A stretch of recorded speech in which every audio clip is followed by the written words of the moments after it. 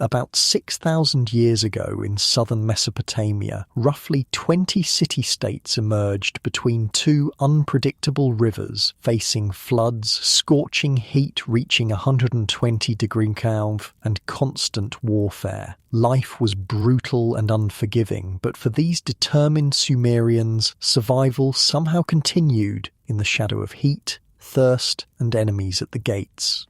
Here's what life was really like in ancient Sumer. Hey, quick thing before we start. If you actually listen to these regularly, hit like or subscribe. I always wonder where everyone's at, so comment your city and what time it is. Weird to think some of you are having breakfast in London while I'm recording this at night here in the States. Alright, let's head back to around 3000 BC. Trust me, it's going to be quite a ride. But first, get comfortable. Seriously, adjust those pillows, pull up that blanket, because where we're going, you're going to want to be cozy, your eyes open. It's still dark. Mostly. There's a thin line of grey light seeping through the gaps in the reed walls. Dawn's coming. Not that you need to see it to know. The heat's already building. Even at this hour, the air feels thick, heavy, like breathing through wet cloth. You're lying on a mat woven from reeds. Just reeds. That's it. No mattress, no padding, just dried plants arranged in a grid pattern that's left their imprint on your back. Every ridge, every knot, you can trace the pattern with your fingers without looking. You've been feeling it pressed into your skin for hours. The mat sits directly on the packed earth floor of your mud brick house. The floor's cool, or it was when you first lay down. By now, your body heat's warmed the spot beneath you. In a few hours, when the sun's really up, this same floor will bake. The whole house will turn into an oven. Temperatures outside will climb past 110, sometimes 120, sometimes higher. But right now, in this brief window before dawn, it's almost bearable. Almost. Your throat's dry, really dry. That scratchy, sticky feeling where your tongue wants to peel away from the roof of your mouth. When did you last drink? Yesterday afternoon? The water ration from the communal well? Yeah, that was it. Water's complicated in Sumer. You're surrounded by it. The Tigris and Euphrates rivers are right there, but you can't just drink from them. Not directly. The water needs to be carried, stored, sometimes boiled. The priests say the gods live in the water. The reality is simpler and grosser. Animals drink from those rivers. People wash in them. Bodies sometimes float downstream from the cities upriver. So you ration, you wait, you drink when the water's been properly collected and settled. Your stomach's doing that thing where it's not quite empty, but definitely not full either. Call it a 3 out of 10 on the hunger scale. Manageable. Normal even. Yesterday you had barley porridge for breakfast. Basically barley grains boiled in water until they turned into mush. For the midday meal, a flatbread. One. And onions. Lots of onions. Dinner was more barley. This time as a cake, with some beans mashed into it. Onions feature heavily in the Sumerian diet, like really heavily. If the smell doesn't hit you first thing in the morning, you're either sick or you've gone nose-blind to it, which, let's be honest, you probably have. After a few years of onions with every meal, your nose just gives up trying to register it. Outside, you can hear the city waking up. Footsteps, voices, the scrape of tools against stone. Someone's already at the communal oven, baking the first batch of bread. You can smell it, that warm, yeasty scent cutting through the onion smell. It makes your stomach clench. Welcome to the land between two rivers. Welcome to Sumer, the world's first civilization. And yeah, you probably don't want to be here. Look, I know I said get comfortable in your bed, right? Well, that's because where you are right now, in this ancient Sumerian house, comfortable is not in the vocabulary. The Sumerian word for mattress doesn't exist. They've got words for reed mat, for leather sheet, for wool blanket, if you're rich. But mattress, the fluffy, cushioned thing you're lying on right now while listening to this? Nope, not a thing. Your house is basically a box made of mud bricks, dried mud to be specific. The walls are about a foot thick, which helps with the heat during the day and the surprising cold at night. The roof? More mud brick, supported by wooden beams if you're lucky enough to have timber, or just more packed mud if you're not. There's a central courtyard. That's the heart of the house. It's open to the sky, which means light and air can come in, but it also means dust, heat, and during the brief rainy season, water. Everything in the house is built around that courtyard. Your sleeping room, the storage room, the kitchen area, they all open onto it. Most of the walls don't have windows, not real ones, maybe some small openings near the ceiling to let hot air escape, but nothing you'd recognise as a window. Windows are a liability. They let in heat, dust, and more importantly, they let in people you don't want in your house. Thieves, animals, the occasional very determined rat. So it's dark in here. Even with dawn coming, it's dark. You sit up, slowly. Your back makes a series of small popping sounds as your spine realigns itself after a night on the reed mat. There's a specific ache between your shoulder blades that never really goes away. It's just there, part of life. Everyone has it. Even the rich people sleeping on their wooden bed frames with woven reed platforms and woolen padding have some version of it, though they'd never admit it. The air smells like dust and smoke and, yes, onions. There's also the underlying scent of the mud bricks themselves, that earthy clay smell that permeates everything. It's in your hair, your clothes, your skin. You could wash every day and it would still be there. Not that you wash every day. Water's too precious for that. In the corner, there's a clay jar, water, your emergency supply. You're supposed to use it sparingly, but right now, with your throat feeling like sun-baked clay itself, sparingly seems negotiable. You reach for it. The clay is cool against your palms. You lift it, tilt it, and let a small amount of water pour into your mouth. Not enough to satisfy, just enough to coat your throat, to give your mouth something to work with. The water tastes like the jar, like minerals and clay and faintly metallic, better than nothing, way better than nothing. You set the jar down and stand. Your joints protest. Your feet find the packed earth floor still cool, and you take a moment to just exist, to breathe, to prepare yourself for what's coming. Because here's the thing about being a Sumerian in 3000 BC. Every single day is about survival, not dramatic movie-style survival with dinosaurs and explosions, just the grinding, relentless work of staying alive, finding water, finding food, avoiding disease, avoiding injury, avoiding the wrath of gods who seem perpetually angry about something. And today, like every day, starts with work.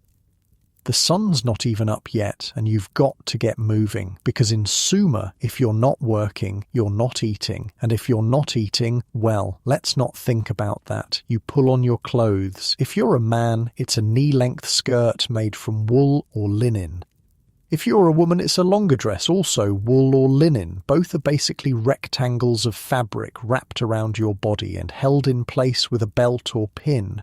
No zippers, no buttons. Just cloth and determination. The fabric's scratchy, rough. It's been washed in the river and beaten against rocks and dried in the sun so many times that it's more texture than textile, but it's what you have. It keeps the sun off your skin during the day and provides a thin layer of warmth during the surprisingly cold nights. You step out into the courtyard. The sky's lighter now, that pre-dawn grey that's not quite day but definitely not night anymore. The stars are fading. Above you the sky's huge, endless, without any light pollution, without any buildings taller than 2 stories. The sky in ancient Sumer is vast in a way that's hard to describe. It's like someone removed the ceiling of the world.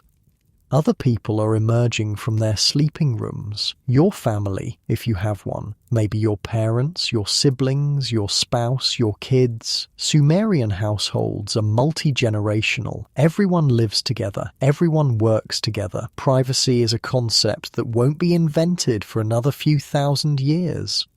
Someone's already started a fire in the courtyard's cooking area. Smoke rises in a thin column. The fire's small. Fuel is precious, but it's enough to heat water for barley porridge. Again, because that's breakfast. That's always breakfast. Unless you're wealthy. Then you might have honey to sweeten it, maybe dates, maybe cheese. But wealth is relative in Sumer. Even the wealthy eat barley. They just eat it with more stuff mixed in. You head toward the fire, but before you get there, you hear it. The sound that dominates Sumerian life. The gong. It's coming from the center of the city, from the area near the ziggurat, that massive stepped pyramid that you can see from anywhere in the city. The temple tower. The house of the gods. The gong is the signal. The call to work.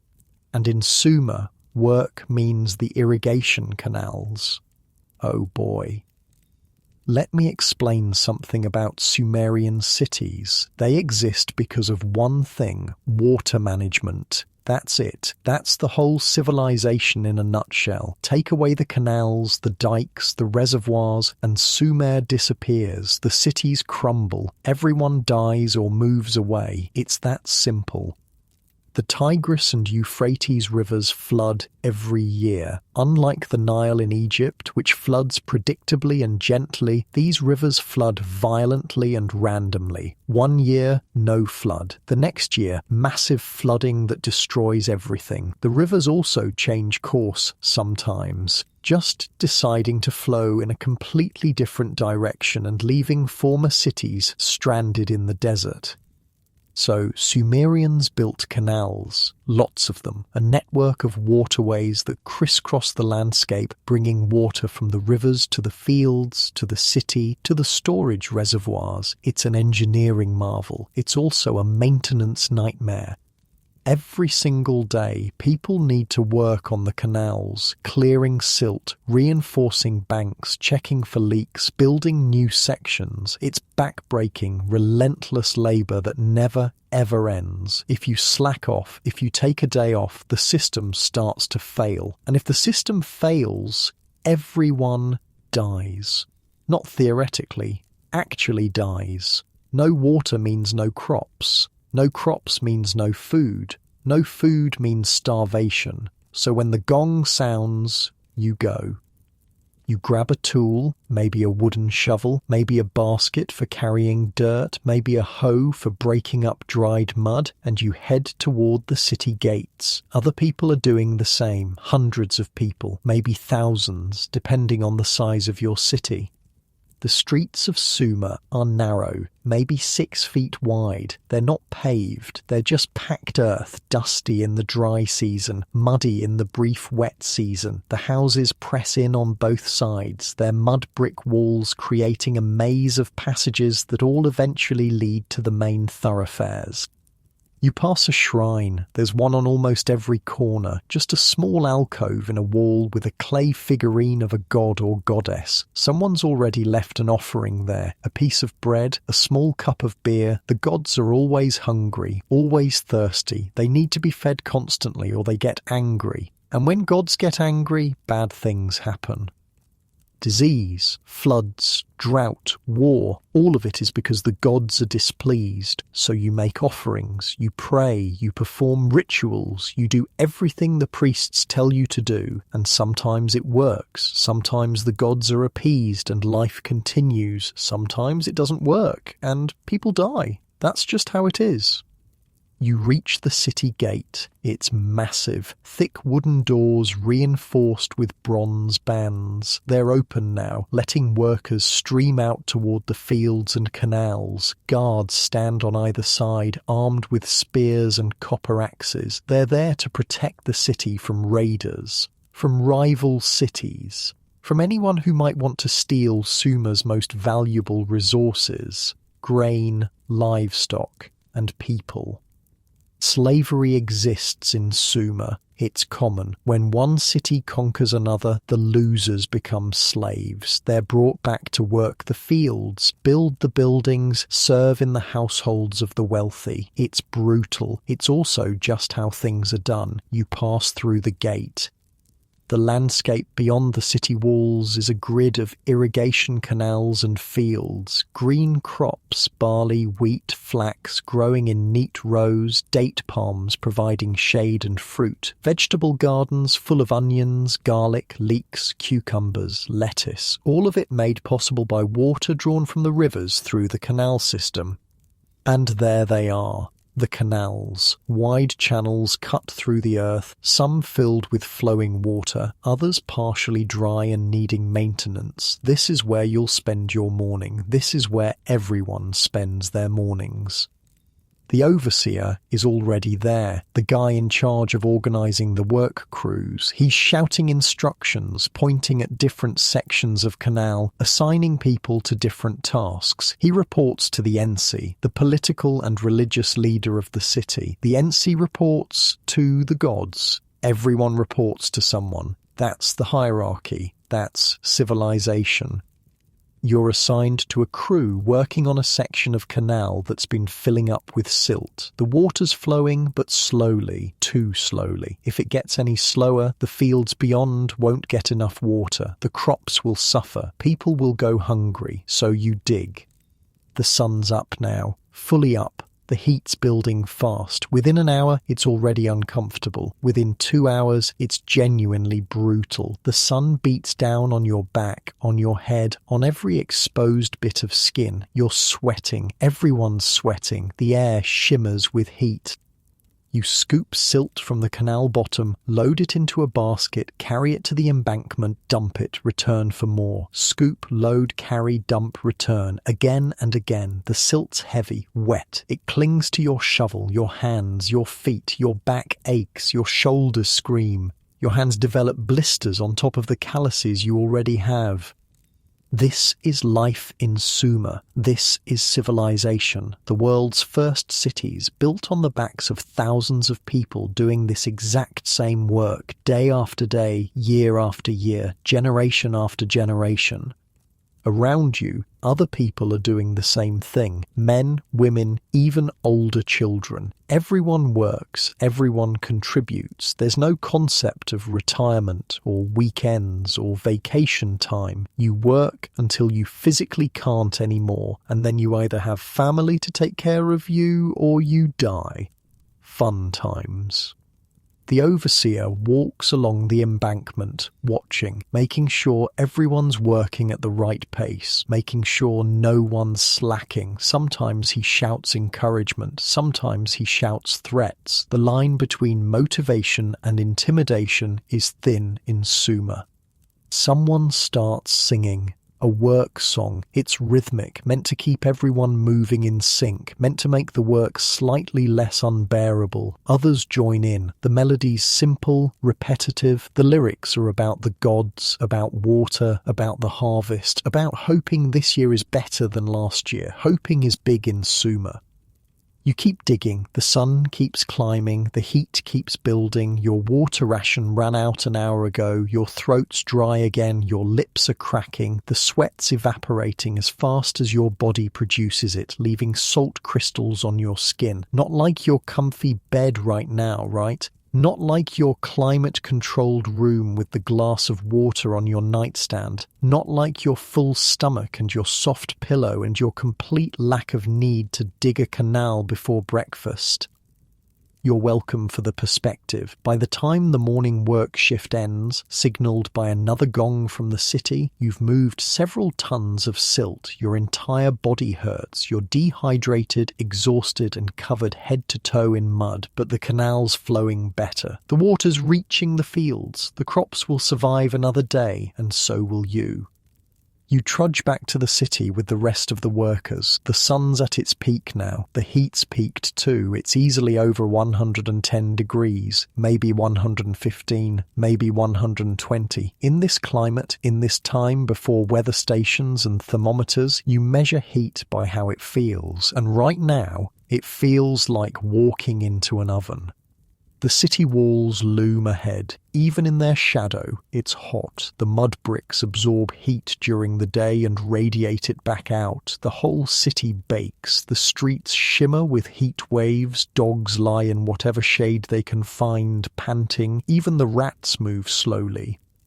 You make your way through the maze of streets back to your house. The smell of cooking fires mingles with the ever-present scent of onions, smoke, and humanity. Thousands of people living in close proximity. No sewage system beyond what you carry out to dump in designated areas. No running water beyond what you carry in. No garbage collection beyond what you handle yourself. The smells are intense, genuinely intense. If someone from the modern world were dropped into ancient Sumer, the smell would probably be the first thing that hit them. Not the heat, not the sight of the ziggurat, but the smell. Human waste, animal waste, rotting food, smoke, sweat, and, yes, onions. Lots and lots of onions. You reach your house. The courtyard feels like an oven. The air's thick and still. You head to the storage area where the communal water jug is kept. There's a ladle. You're allowed one ladle of water. You take it. It's warm from sitting in the heat, but it's wet. That's all that matters. The water hits your stomach and your body just absorbs it. Gone in seconds. You want more. You're allowed more. You take another ladle. This time you force yourself to drink it slowly, to let it actually satisfy your thirst rather than just disappearing into the void of dehydration. Someone's preparing the midday meal. More barley, this time as flatbread. The dough's been mixed with water and salt, maybe a bit of fat if there's any available, and then slapped onto the side of the hot clay oven to bake. It comes out crispy and slightly charred. You eat it with onions, obviously. There's also beer. Yes, beer. The Sumerians invented beer. It's not like modern beer, no hops, so it's sweet rather than bitter, thick, almost porridge-like because they don't filter it. You drink it through a straw from a large ceramic jar to avoid the chunks. It's nutritious, filling and mildly alcoholic. It's also safer than water because the brewing process kills bacteria. So yeah, beer for lunch, beer for dinner. Beer most of the time. The goddess Ninkasi, whose name literally means lady who fills the mouth, is one of the more popular deities. She's the goddess of beer and brewing. People pray to her regularly, make offerings to her. Beer is serious business in Sumer. You sit in the shade of the courtyard, eat your bread, drink your beer through a reed straw, and try to cool down. It's not really working. The shade helps a bit, but the air's still oven hot. Your clothes are soaked with sweat, your skin's sticky with salt and dust. This is the midday rest period. Work in the canals has stopped because it's simply too hot. The wealthy retreat to the inner rooms of their larger houses. The priests perform their rituals inside the cool stone of the ziggurat. Everyone else just tries to survive the heat. Some people sleep. Others do light work, repairing tools, weaving baskets, mending clothes. Children play quiet games in the shade. Life slows down, waiting for the worst of the heat to pass. You lean back against the mud brick wall of your house, the bricks hot against your back, but somehow being still, being in shade, being fed and hydrated, relatively speaking, makes it bearable. Your eyes close, the sounds of the city fade into background noise. For a moment, just a moment, you're not thinking about survival, about canals, about gods, about tomorrow's work. You're just existing, and honestly, in ancient Sumer, that's about as good as it gets. The rest period ends when the heat drops from hell on earth to merely oppressive. You get up, time for afternoon work, different from the morning canal labour, but work nonetheless, because again, if you're not working, you're not eating. That's just math. Today, you're assigned to the temple complex. Yeah, the ziggurat. That massive stepped pyramid dominating the city skyline. You can see it from literally anywhere. It's designed that way. The whole point is to be impossible to miss. Let me paint you a picture of what this thing looks like. Imagine a wedding cake. Now make it huge, like football field huge at the base. Stack smaller and smaller platforms on top of each other, maybe 5 or 6 levels total. Cover the whole thing in mud brick. Paint some levels white, some black, some red. Put a temple at the very top, painted blue to look like the sky. Add stairs running up the sides. Now place it in the dead center of the city so everyone has to look at it every single day. That's a ziggurat. The one in your city rises about 150 feet into the air. The base covers maybe 3 acres. It took decades to build, thousands of workers, millions of mud bricks. It's basically a mountain that humans decided to just make because the gods lived on mountains far away. And if you can't go to the mountain, you build your own mountain and hope the gods appreciate the effort. Spoiler alert, the gods always need more convincing. You approach the base of the ziggurat. There's a huge courtyard surrounding it, easily the size of 10 modern city blocks. This is where city life happens. Markets, gatherings, public announcements, religious festivals, executions, normal civic stuff. Right now, the courtyard's busy. There's an artist painting a mural on one of the temple's outer walls. A kid races past, probably late for school. Yes, school. The Sumerians invented formal education. Lucky them. A woman's milking a goat near one of the smaller shrines. Someone's weaving a basket from reeds. Life continues in the shadow of the god's house. But here's where it gets interesting. The ziggurat isn't just a religious building, it's the center of everything. Economics, politics, law, healthcare, education. The priests who run the temple complex basically run the entire city. They control the grain stores, they organize the irrigation work, they settle disputes, they diagnose illnesses, they keep records of everything, and I mean everything. The Sumerians are obsessed with writing stuff down. They invented writing specifically to keep track of temple accounts. Who donated what grain? Who owes temple taxes? Who got how much beer ration? It's all recorded on clay tablets in cuneiform script. Thousands and thousands of tablets. Some of these ancient accountants were tracking every single sheep, every bag of barley, every jar of oil. It's basically ancient middle management, but with more gods and fewer staplers.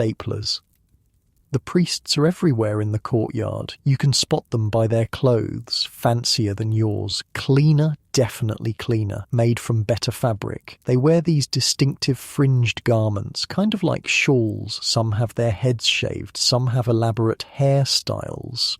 All of them have this air of authority because they speak for the gods. And the gods? They're not exactly chill. Okay, let's talk about the Sumerian pantheon. Strap in, because this is wild. The Sumerians have over 3,000 gods and goddesses. 3,000. There are gods for everything. God of the sky, god of water, god of air, goddess of love, goddess of war. Sometimes these are the same goddess because apparently love and war go together. God of beer, goddess of grain, god of that specific canal over there, goddess of this particular tree. It's excessive. The big ones, the major league gods, are An, Enlil, Enki, and Inanna. An is the sky god. Top of the hierarchy, though he doesn't do much these days. Think of him as the retired CEO who still has his name on the building. Enlil is the real power, god of air and storms. He's based in Nippur, which is like the religious capital of Sumer. When Enlil gets angry, bad things happen. Floods, droughts, locusts, your crops dying, your city getting destroyed, fun guy at parties. Enki is the water god. He's actually pretty cool, relatively speaking, god of wisdom and magic. He's the one who warned that one guy about the great flood and told him to build a boat. Sound familiar? Yeah, that story predates the Noah version by about 1,000 years. The Sumerians did it first. Inanna is the goddess of love, sex, fertility, and war, because nothing says romance like a good battle. She's based in Uruk and is basically the most dramatic deity in the pantheon. The myths about her are wild. She goes to the underworld, gets killed, comes back to life, sends her husband to hell as a substitute. It's a whole thing. Then there are the lesser gods. Hundreds of them. Each city has its own patron deity. Each household has its own protective spirits. You're supposed to pray to all of them, make offerings to all of them, keep all of them happy all of the time, which is, let's be honest, exhausting and impossible. But you try anyway, because the alternative is divine punishment, and that's not theoretical. When bad things happen, and bad things happen constantly, it's because you or someone in your city angered a god. Drought, you didn't sacrifice enough sheep. Flood, someone committed a sin, and the gods are collectively punishing everyone. Disease, the gods sent demons to afflict you. Everything is the gods' fault. Or rather, everything is your fault for not pleasing the gods properly. It's a system that keeps the priests very, very powerful. You reach your assigned work area near the base of the ziggurat. Your job today is helping to transport offerings from the courtyard up to the temple at the top. People bring offerings all day, every day. Food, drink, woven cloth, tools, sometimes animals. All of it goes to the gods, which really means it goes to the priests, who consume it on behalf of the gods because, the gods can't actually eat solid food. Convenient. The stairs up the ziggurat are steep, really steep. Each platform has its own staircase connecting to the next level. You're carrying a large basket of bread. Someone behind you is carrying a jar of beer. Someone else has a live chicken, which is not happy about being carried up a giant pyramid in a 110-degree heat. Can't say I blame the chicken. Each level of the ziggurat serves a different function. The lower levels have storage rooms, administrative offices, and smaller shrines. The middle levels have priests' quarters and ritual preparation areas. The top level, the one you're climbing toward, has the main temple. Only the high priest or priestess gets to go into that top temple. Everyone else stops at the platform just below. That's where you'll leave the offerings, where the priests will collect them, perform the necessary rituals, and then take them inside to feed the gods. You reach the top platform. The view is stunning. From up here you can see the entire city spread out below, the grid of streets, the houses packed together, the city walls forming a protective circle. Beyond the walls, the green fields and the network of irrigation canals cutting through the brown landscape. Beyond that, the rivers winding their way south toward the Persian Gulf. You can also see other cities in the distance, just smudges on the horizon, but they're there. Other Sumerian city-states, Kish to the north, Uruk to the south, Lagash to the east, all of them built on the same model. Ziggurat in the centre, city around it, farmland beyond, canals everywhere, all of them competing for the same resources, the same water, the same land, the same trade routes, all of them sometimes at war with each other, but we'll get to that later. You set down the basket of bread in the designated area and head back down, up and down, up and down. Each trip you're carrying something different. Dates, figs, barley grain, oil, wine, if someone wealthy donated it. The temple accumulates massive quantities of stuff. They have to. They employ hundreds of people, priests, administrators, scribes, craftsmen, servants, guards. All of them need to be fed.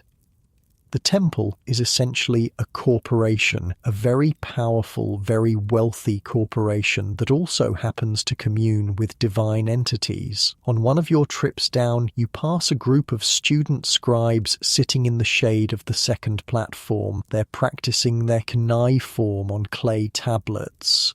A teacher walks among them, correcting their work, occasionally smacking someone on the back of the head when they mess up. Sumerian education is not gentle. These kids, all boys from elite families, spend years learning to read and write. They memorize thousands of cuneiform signs. They practice writing on cheap clay tablets that can be smoothed over and reused. They learn mathematics, astronomy, religious texts, legal codes. It's brutal.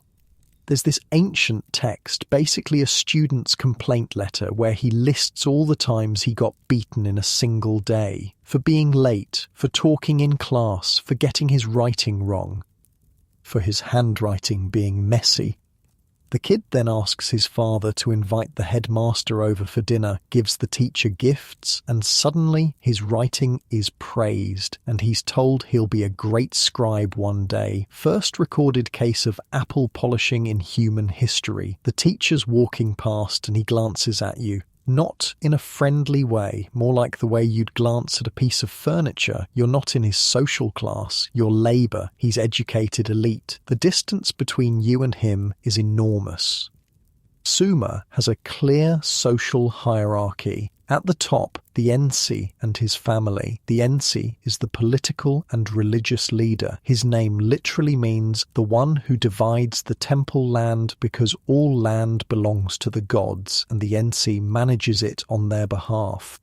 Just below the Ensi are the priests. They're the educated class. They can read and write. They understand astronomy and mathematics. They know the rituals. They interpret omens. They're also the doctors, by the way. When you get sick, you go to a priest. He'll diagnose you by examining your symptoms, maybe by reading signs from animal entrails, and then prescribe either herbal remedies or magical incantations. Or both. Usually both.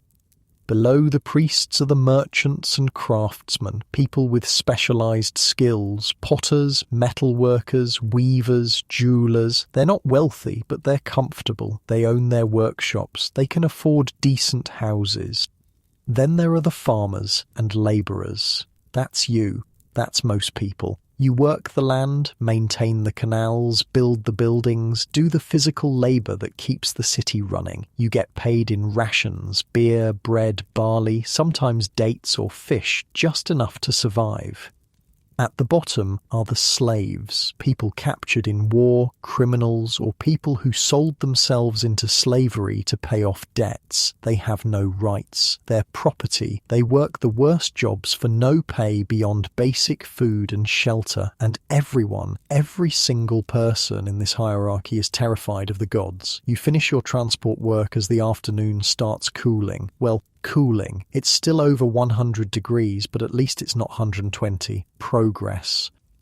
The evening prayer ceremony is starting. A gong sounds from the top of the ziggurat. People start gathering in the courtyard. This happens every evening, a public ritual where the high priest offers the day's final sacrifices to the gods, prays for the city's prosperity, and updates everyone on any important news. You join the crowd, hundreds of people pressing into the courtyard. The air smells like humanity, sweat and smoke and onions, always the onions. The high priest appears on the top platform of the ziggurat. He's wearing his ceremonial robes, elaborate things with gold thread and precious stones. He raises his arms, the crowd quiets. He chants something in what might be an older form of Sumerian. You don't understand all the words, but you get the general idea. He's asking Enlil to bless the city, to provide water for the crops, to protect against enemies, to keep disease away, to make the harvest good, the usual requests. He sacrifices a lamb. Someone hands it to him. He performs the ritual, and the lamb becomes an offering to the gods. Its meat will be consumed by the priests, who will eat it on behalf of the gods, because that's how offerings work. Then he makes an announcement. The NC has declared that a new section of canal needs to be built. Work will begin next week. All able-bodied citizens will be required to participate. There will be extra beer rations. The crowd accepts this news with the enthusiasm of people who have no choice. More canal work. Great. But hey, extra beer. So there's that. The ceremony ends. People disperse. You head back towards your house through the maze of streets. The sun's setting now, painting the sky orange and red. The temperature's dropping fast. In a few hours, it'll actually be cold. Desert climates are like that. Extreme heat during the day, surprising cold at night. You pass a shrine to Inanna. Someone's left fresh flowers and a cup of beer. The flowers are already wilting in the heat. The beer's probably warm, but it's the thought that counts. The gods appreciate offerings, even sad ones, maybe especially sad ones, shows you're really trying. Near your house, there's a commotion. A small crowd has gathered. You push closer to see what's happening. There's a man on the ground, clearly injured. His leg is bent at a bad angle. Broken, probably. Someone's already sent for a priest-doctor. This is bad. Really bad. A broken leg in ancient Sumer is potentially a death sentence. If it heals wrong, you can't work. If you can't work, you can't eat. If infection sets in, which it often does, you die. The priest-doctor arrives. He's carrying a bag of supplies. He examines the leg, makes some pronouncements about which god is responsible for the injury and why, then starts setting the bone. No anesthesia, no painkillers beyond maybe some beer. The man screams. Several people have to hold him down. The priest splints the leg with wooden sticks and cloth strips. He chants an incantation to drive away the demons causing the pain. He applies some kind of paste made from herbs and animal fat. Then he gives instructions to the man's family about care and feeding and prayer. The man might live. He might not. It's in the gods' hands now, which is what the priest says. Everything is always in the gods' hands. You continue home. Your family's preparing dinner. More barley, this time as a thick soup with lentils and onions. There's also fish, fresh fish from the river, grilled over the fire. This is actually pretty good by Sumerian standards. Protein is protein. You eat sitting in the courtyard. The stars are coming out. Without any artificial light, they're brilliant. The Milky Way is visible as a glowing band across the sky. The Sumerians have been studying these stars for generations. They've mapped constellations. They've tracked planetary movements. They've figured out how to predict eclipses. Not because they find it scientifically interesting, though they probably do, but because the stars are gods, or at least controlled by gods, and understanding their movements helps predict the gods' intentions. Everything comes back to the gods. After dinner, you sit and rest. Tomorrow will be another day of canal work, another day of heat and labour and survival. But right now, in this moment, with food in your stomach and your family around you and the cool night air finally providing relief from the day's heat, things are okay. Not good, just okay. And in ancient Sumer, okay is about as good as it gets. Morning comes again. Because of course it does. You're back on canal duty, but today's different. The overseer pulls you aside after a few hours of digging, says they need someone to help the city scribes. They're doing an inventory of grain supplies and need extra hands to move the clay tablets around. You're basically going to be a filing cabinet. But hey, it's indoor work. Anything to get out of the sun. The scribe school is attached to the temple complex, naturally. Everything important happens near the ziggurat. You head there through streets that are already baking. It's maybe 2 hours past dawn and the temperature's climbing fast. By noon, it'll be unbearable. By mid-afternoon, deadly, if you're not careful. Inside the scribe school, it's cooler. Not cool, but cooler. The thick mud brick walls keep some of the heat out. Small windows near the ceiling let in light without letting in too much sun. There's even a slight breeze moving through. The room is full of young men, hunched over clay tablets.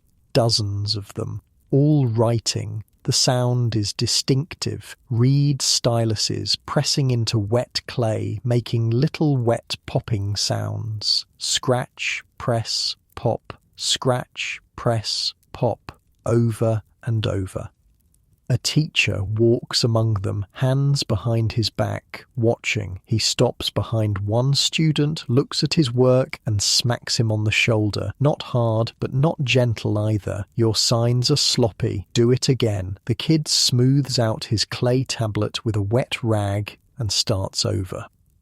Welcome to Sumerian education, where mistakes are corrected with physical violence and everyone just accepts this as normal. Let me tell you about cuneiform writing because it's genuinely bonkers. It started simple. About 5,000 years ago, temple officials needed to keep track of stuff. How many sheep in the temple flock? How much grain in storage? Who owed what taxes? So they used small clay tokens. 1 token equals 1 sheep. 10 tokens equals 10 sheep. Easy.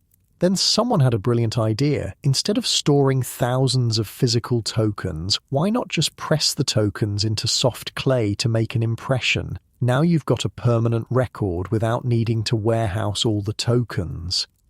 From there, it evolved. People started drawing little pictures directly into the clay. A sheep looked like a sheep. Bread looked like bread. A person looked like, well, a stick figure person. That worked fine for simple stuff, but how do you draw go or love or angry?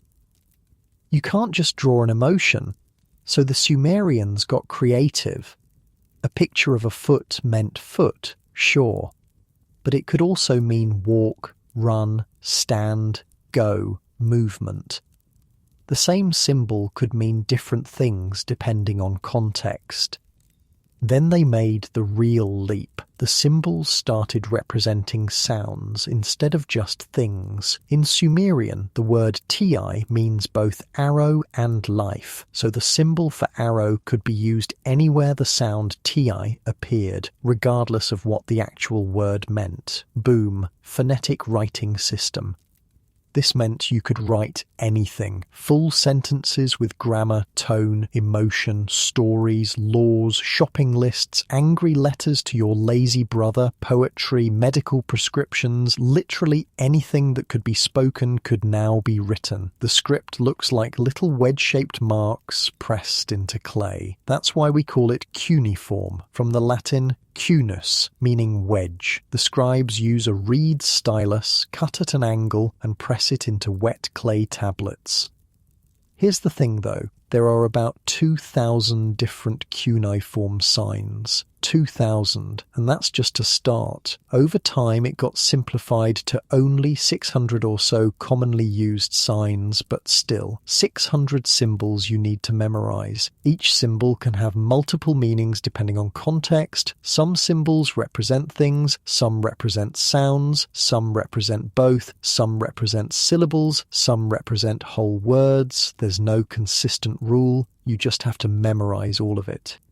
Which takes years. These kids started when they were maybe 7 years old. They'll be teenagers before they're competent, adults before they're actually skilled. It's brutal, but it's also your ticket to a better life. Scribes don't dig canals, they don't carry bricks. They sit inside, out of the heat, writing on tablets and managing accounts. They get paid better, they're respected, they're part of the educated elite.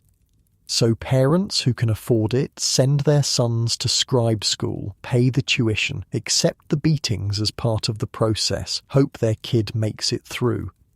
Daughters don't usually attend. There are female scribes, the records prove it, but they're rare. Most scribes are men. Most educated people are men. Women mostly learn weaving, pottery, household management. Unless you're born into the priestly class, then maybe you get educated, maybe you become a priestess, maybe you end up running a temple. But for most women, life is about marriage, children, and keeping the household running.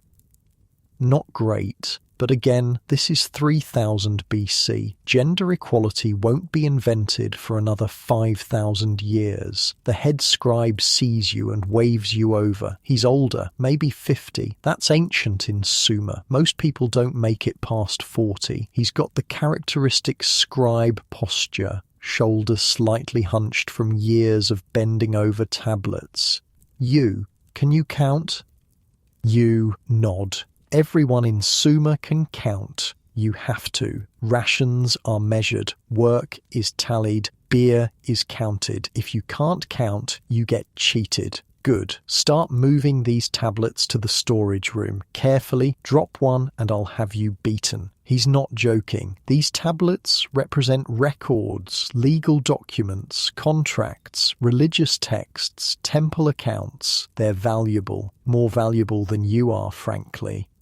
You start moving them. Each tablet is about the size of your hand. They're heavy, solid clay, some are still slightly damp. Fresh records from this morning. Most are dried and hard. A few have been baked in a kiln to make them permanent. The tablets that get baked are the important ones. Legal codes, major contracts, religious texts. The rest just dry naturally. If they break or get damaged, they can be re-wet and recycled. Nothing goes to waste in Sumer.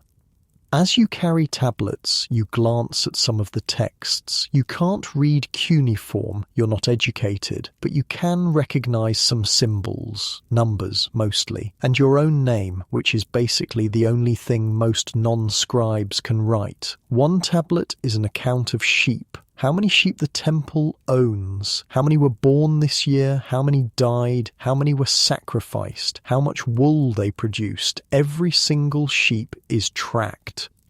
Another tablet is a contract. Someone borrowed grain from the temple. They have to pay it back after harvest, with interest. If they can't pay, their labor goes to the temple instead. It's all spelled out in careful cuneiform. Another tablet is a school exercise. A student practicing the same sign over and over, getting it wrong, trying again. The teacher's corrections are written at the bottom. Sloppy. Do better. You move tablets for an hour, storage room to study room to archive, archive to priest's office. It's monotonous, but it's not physically demanding, and you're inside, out of the sun. Through the window you can see the marketplace starting to come alive. Even though it's getting hotter, people need to trade, buy food, sell goods. Life continues despite the heat. The head scribe eventually releases you. That's enough. Go. You head out into the sun and immediately regret every decision that led you here. The heat hits like a physical wall. After an hour in the relative cool of the scribe school, the outside feels like walking into fire. The marketplace is pure chaos. Picture a large open area near the city gate. Now fill it with hundreds of people. Add wooden stalls and reed awnings for shade. Spread goods everywhere. Baskets of grain, hanging bundles of dried fish, clay pots of oil and honey, woven cloth, leather sandals, metal tools, jewellery, herbs, vegetables, live chickens in cages. Now add the noise. Everyone's shouting, vendors calling out their wares, buyers haggling prices, animals making animal sounds, children running around screaming, musicians playing for coins, someone's grinding grain with a stone mill. The scrape and thump of the grinding creates a rhythm under everything else. Add the smells, roasting meat, fresh bread, dried fish, rotting vegetables, sweat, animals, incense from a nearby shrine, leather being tanned, metalwork producing that distinctive hot metal smell. It's sensory overload. You need to buy onions, obviously. Your household is running low, which is basically an emergency because what are you going to eat if you don't have onions? The vegetable seller sees you coming. She's middle-aged, sun-darkened skin, wearing a simple dress and a head covering to protect from the sun. Her stall has onions, leeks, garlic, cucumbers, lettuce, all grown in the fields outside the city. 2 bundles of onions, you say. She names a price. It's too high. You counter with a lower price. She acts offended. You start to walk away. She calls you back. You negotiate. Finally, you agree on a price that's probably closer to fair than either of your opening offers. You pay in barley. Most transactions in Sumer are done through barter or grain. Coins won't be invented for another couple thousand years, so you carry around grain, measure it out, trade it for goods. The seller weighs your barley on a balance scale to make sure you're not cheating her. Transaction complete. Nearby, a metal worker is showing off copper tools. Axes, chisels, knives. Copper is expensive. These tools are for wealthy buyers. You look anyway because they're impressive. Shiny, sharp, well made. The metal worker catches you looking. You want to buy? Can't afford it. He laughs. Nobody can. But they buy anyway. Come back when you have silver. Silver is currency for major transactions, land sales, large contracts, bribes. You've never held silver in your life. You probably never will. Next to the metal worker, a potter is selling clay vessels, jars for storage, cups for drinking, lamps for oil. Pottery is cheaper than metal, more accessible. Everyone needs pots. They crack, they break. You need new ones. A woman is examining a large storage jar, checking for cracks. She finds one, points it out, demands a lower price. The potter argues. She doesn't budge. He eventually agrees, grumbling. This is how the economy works. Small transactions, person to person, face to face. No written receipts for this stuff unless it's a major purchase that needs to be recorded on a clay tablet and witnessed by officials.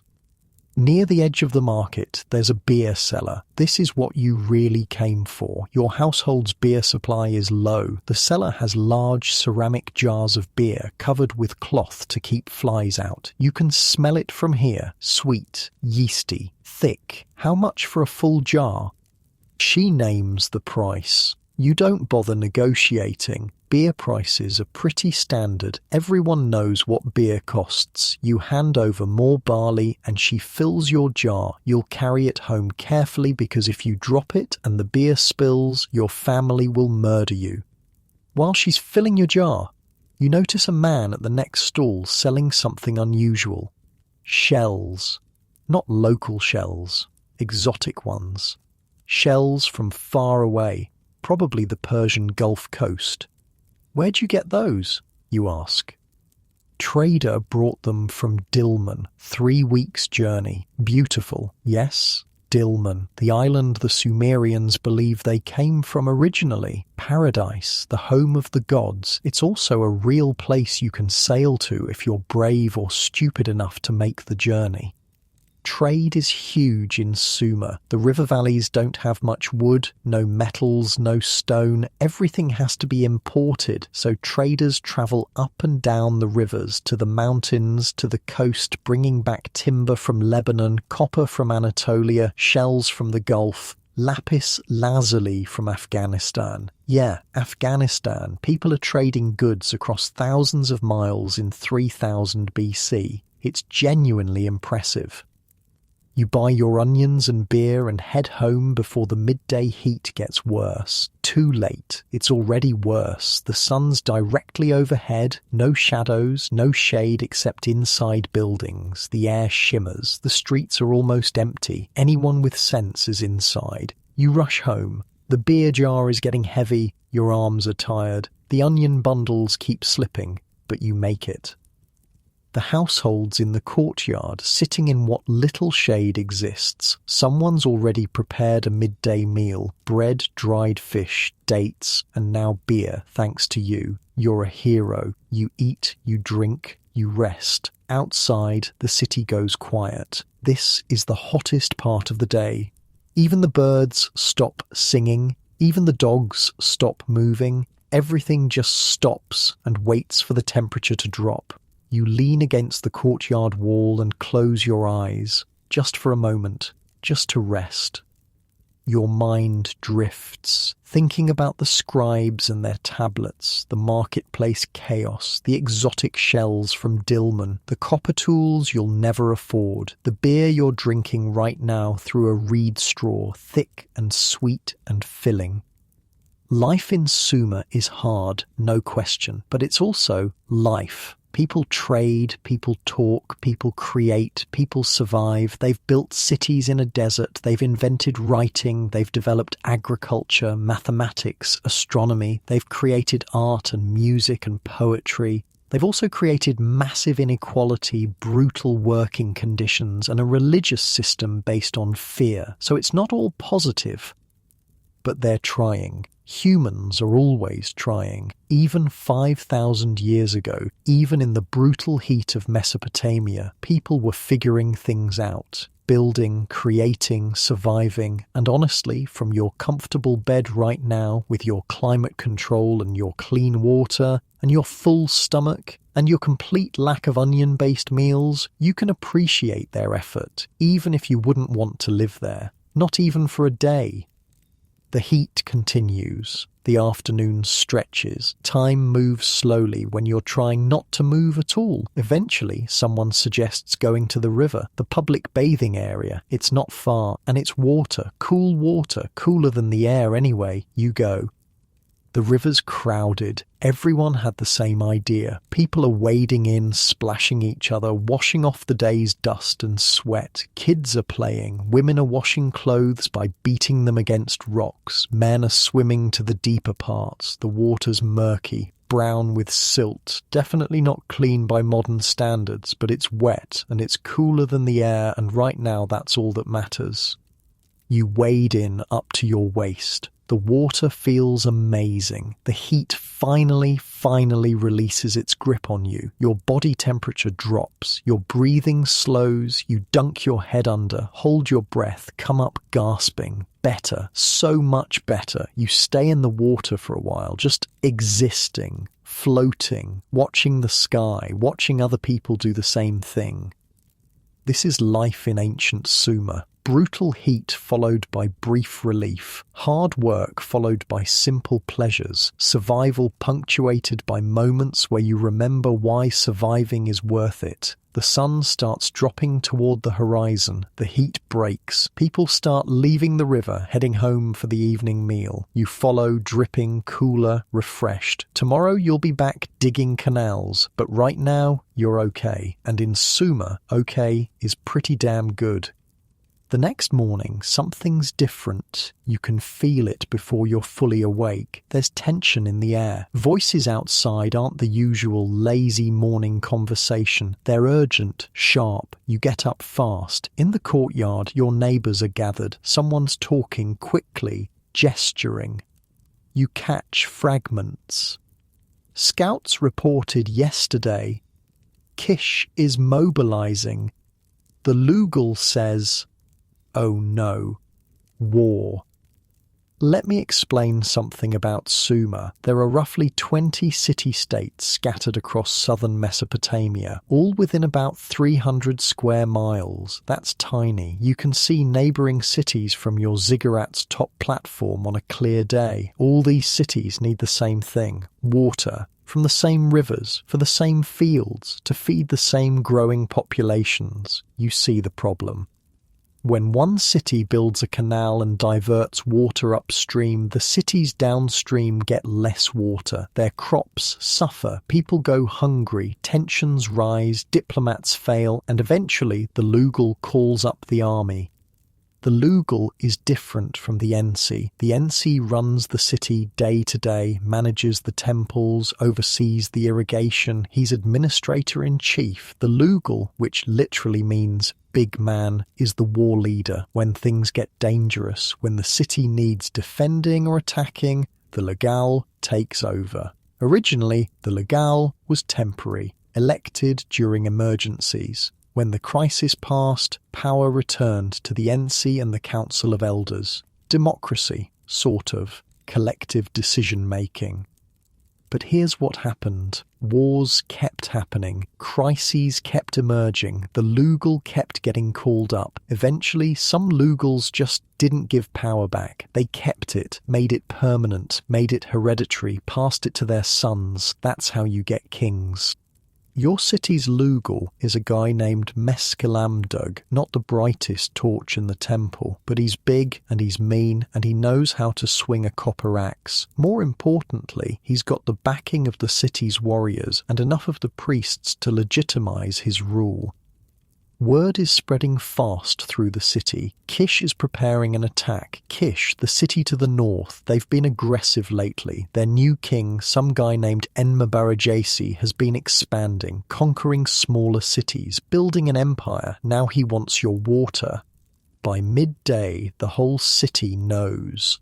The Lugal has called an assembly in the ziggurat courtyard. Everyone's required to attend. When the Lugal summons, you show up.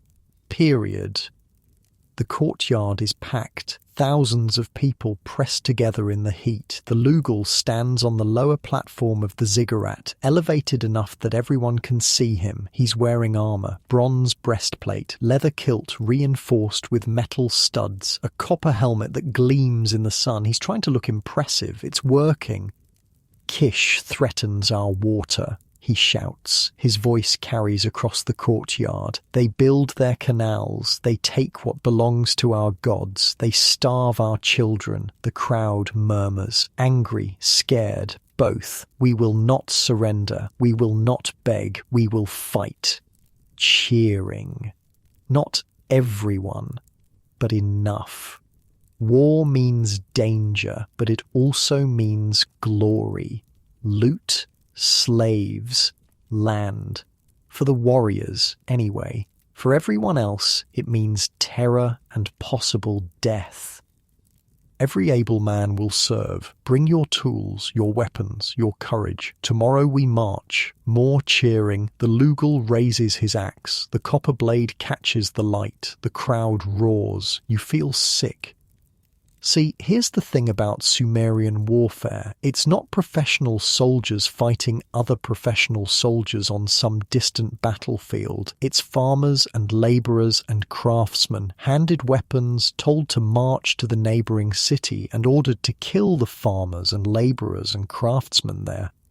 The warriors, the actual trained fighters, they're a small group, maybe 100 men in a city of 10,000. They're the Lugal's personal guards, professional, skilled, equipped with the best bronze weapons and armour. Everyone else, you get a wooden spear with a fire-hardened tip, maybe a copper knife if you're lucky, a shield made of woven reeds and leather, and absolutely no training beyond stick the pointy end in the other guy. Odds of survival, not great.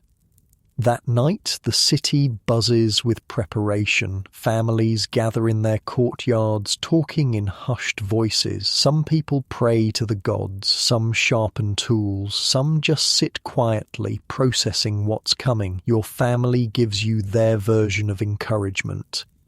Don't die, your mother says. Super helpful. Aim for the stomach, your father adds. Easier target than the head. Can I have your good sandals if you don't come back? Your younger brother asks.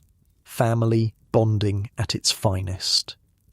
You try to sleep, can't. Obviously, your mind keeps running through scenarios. What if you actually have to fight someone? What if they're bigger than you? What if they're better armed? What if you freeze? What if you run? What if you die? Morning comes whether you're ready or not. The assembly point is outside the city gates. Men are gathering, hundreds of them. Some look eager, most look terrified. A few are clearly drunk, which is honestly a solid strategy. The warriors are already organised. They stand in formation, bronze weapons gleaming, looking professional and deadly. They'll lead the attack. Everyone else will follow and try not to die. The Lugal rides past on a donkey. Yeah, a donkey. Horses haven't been domesticated for warfare yet. That happens later. Right now, if you're wealthy enough to ride instead of walk, you ride a donkey. The Lugal's donkey is decorated with ribbons and bells. It looks ridiculous. Nobody laughs. The Lugal has an axe.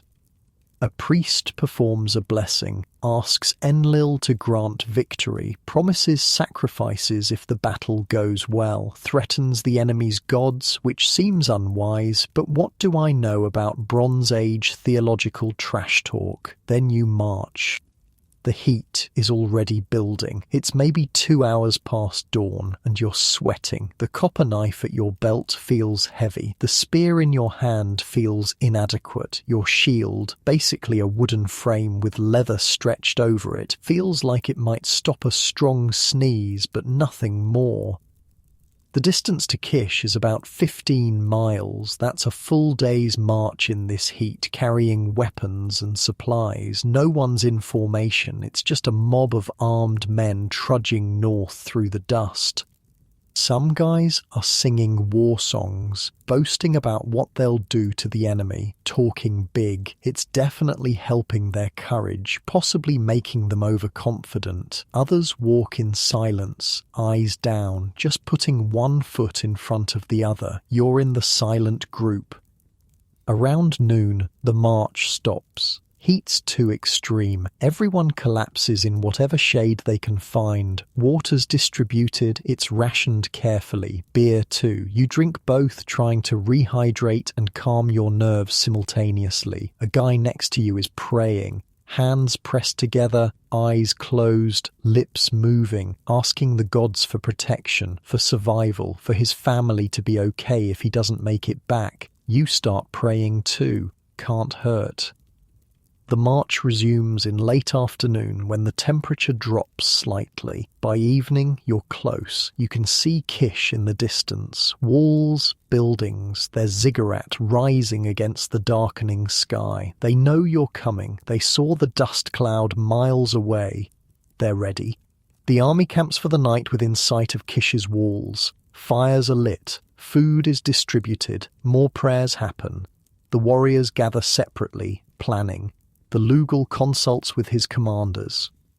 You sit with other conscripts, all of you trying not to think about tomorrow. Someone tells a joke. It's not funny. Everyone laughs anyway. Nervous energy. Someone else shares beer from his personal supply. Pass it around. Take a drink. Pass it on. Simple human connection before possible death. You try to sleep. The ground's hard. The night's cold. Your mind won't stop racing. But eventually, exhaustion wins. You drift off. Dawn comes too fast. The attack begins before the sun's fully up. The warriors charge first, screaming, weapons raised. Everyone else follows because what else are you going to do? The gates of Kish are closed. Defenders line the walls. Arrows start falling. Not many. Archery isn't super developed yet, but enough. A man near you takes an arrow in the shoulder. He goes down screaming. You keep running. The warriors reach the walls first. They've got ladders, siege equipment. They start climbing. Defenders push the ladders away. Men fall, bones break, screaming intensifies. You reach the wall. Someone hands you a ladder. You're climbing before your brain catches up. Don't think. Just move. One rung. Another. A defender appears above you. He's got a rock. He throws it. You duck. The rock hits the guy below you. He falls. The ladder shakes. You hold on. Keep climbing. You reach the top. The defender is there with a spear. He thrusts. You deflect with your shield. The shield splits. The spear grazes your arm. Blood. Pain. You thrust back with your own spear. He dodges. Someone else comes up behind you. Another attacker. Together you push forward. The defender backs up. More attackers come over the wall. The defenders are getting overwhelmed. The gate opens from inside. Your warriors got through somehow. The main force pours in. It's chaos. Complete chaos. Fighting in the streets, smoke from fires, screaming, weapons clashing, people running. You're in a group pushing through a narrow street. Defenders are throwing things from rooftops, rocks, pottery, boiling water. A clay pot shatters next to you, hot water splashing. A defender jumps down from a doorway, knife in hand. He's terrified. You're terrified. You both hesitate. Then training, what little you have, kicks in. You thrust your spear. He dodges. Not fast enough. The spear catches his side. He gasps, goes down. You stare at him. You just stabbed someone. Actually stabbed a person. He's bleeding, groaning. Someone pushes you forward. Move, keep moving. The fighting continues for hours. Eventually, Kish's defenders realize they're losing. They surrender. The Lugal accepts. The battle ends. Casualties on both sides. Dead men in the streets. Wounded crying for help. Some will survive. Many won't. Infection kills more than blades in this era. The Lugal claims victory. Kish's Ensi is forced to kneel, to swear allegiance, to promise water rights, to send tribute, grain, silver, slaves. Your army loots the city, not everything, enough to hurt them, enough to make the point. Grain stores raided, valuable goods taken, people captured for slavery. You don't participate. You find a corner, sit down, look at your hands. There's blood on them, not yours, someone else's. You feel nothing, then everything, then nothing again. This is warfare in ancient Sumer, brutal, close, personal, no glory, just survival and trauma and the desperate hope that next time it's not your city being raided. The march back takes 2 days. The army's slower now, carrying loot, herding prisoners, tending to wounded. You walk in silence. Your arm where the spear grazed has been bandaged. It hurts. It'll scar. Everyone's quiet, even the guys who were boasting before. War looked different in their imagination. You reach your city. Celebrations happen. The Lugal is praised. Sacrifices are made to the gods. Beer flows freely. People cheer. You go home. Your family's relieved you survived. Your mother cries. Your father claps your shoulder. Your brother still wants your sandals, but at least he waited until you got back to ask again.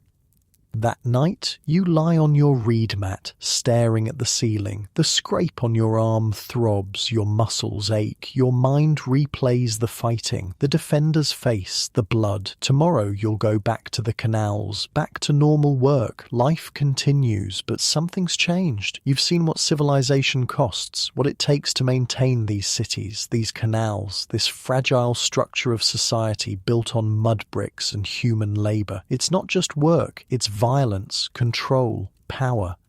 And you're just trying to survive it. Unlike your soft bed right now, your peaceful room, your lack of copper weapons and city-state conflicts, your complete absence of needing to stab anyone to protect your water rights. Feel grateful yet? You should. Life after the battle settles into routine, because it has to.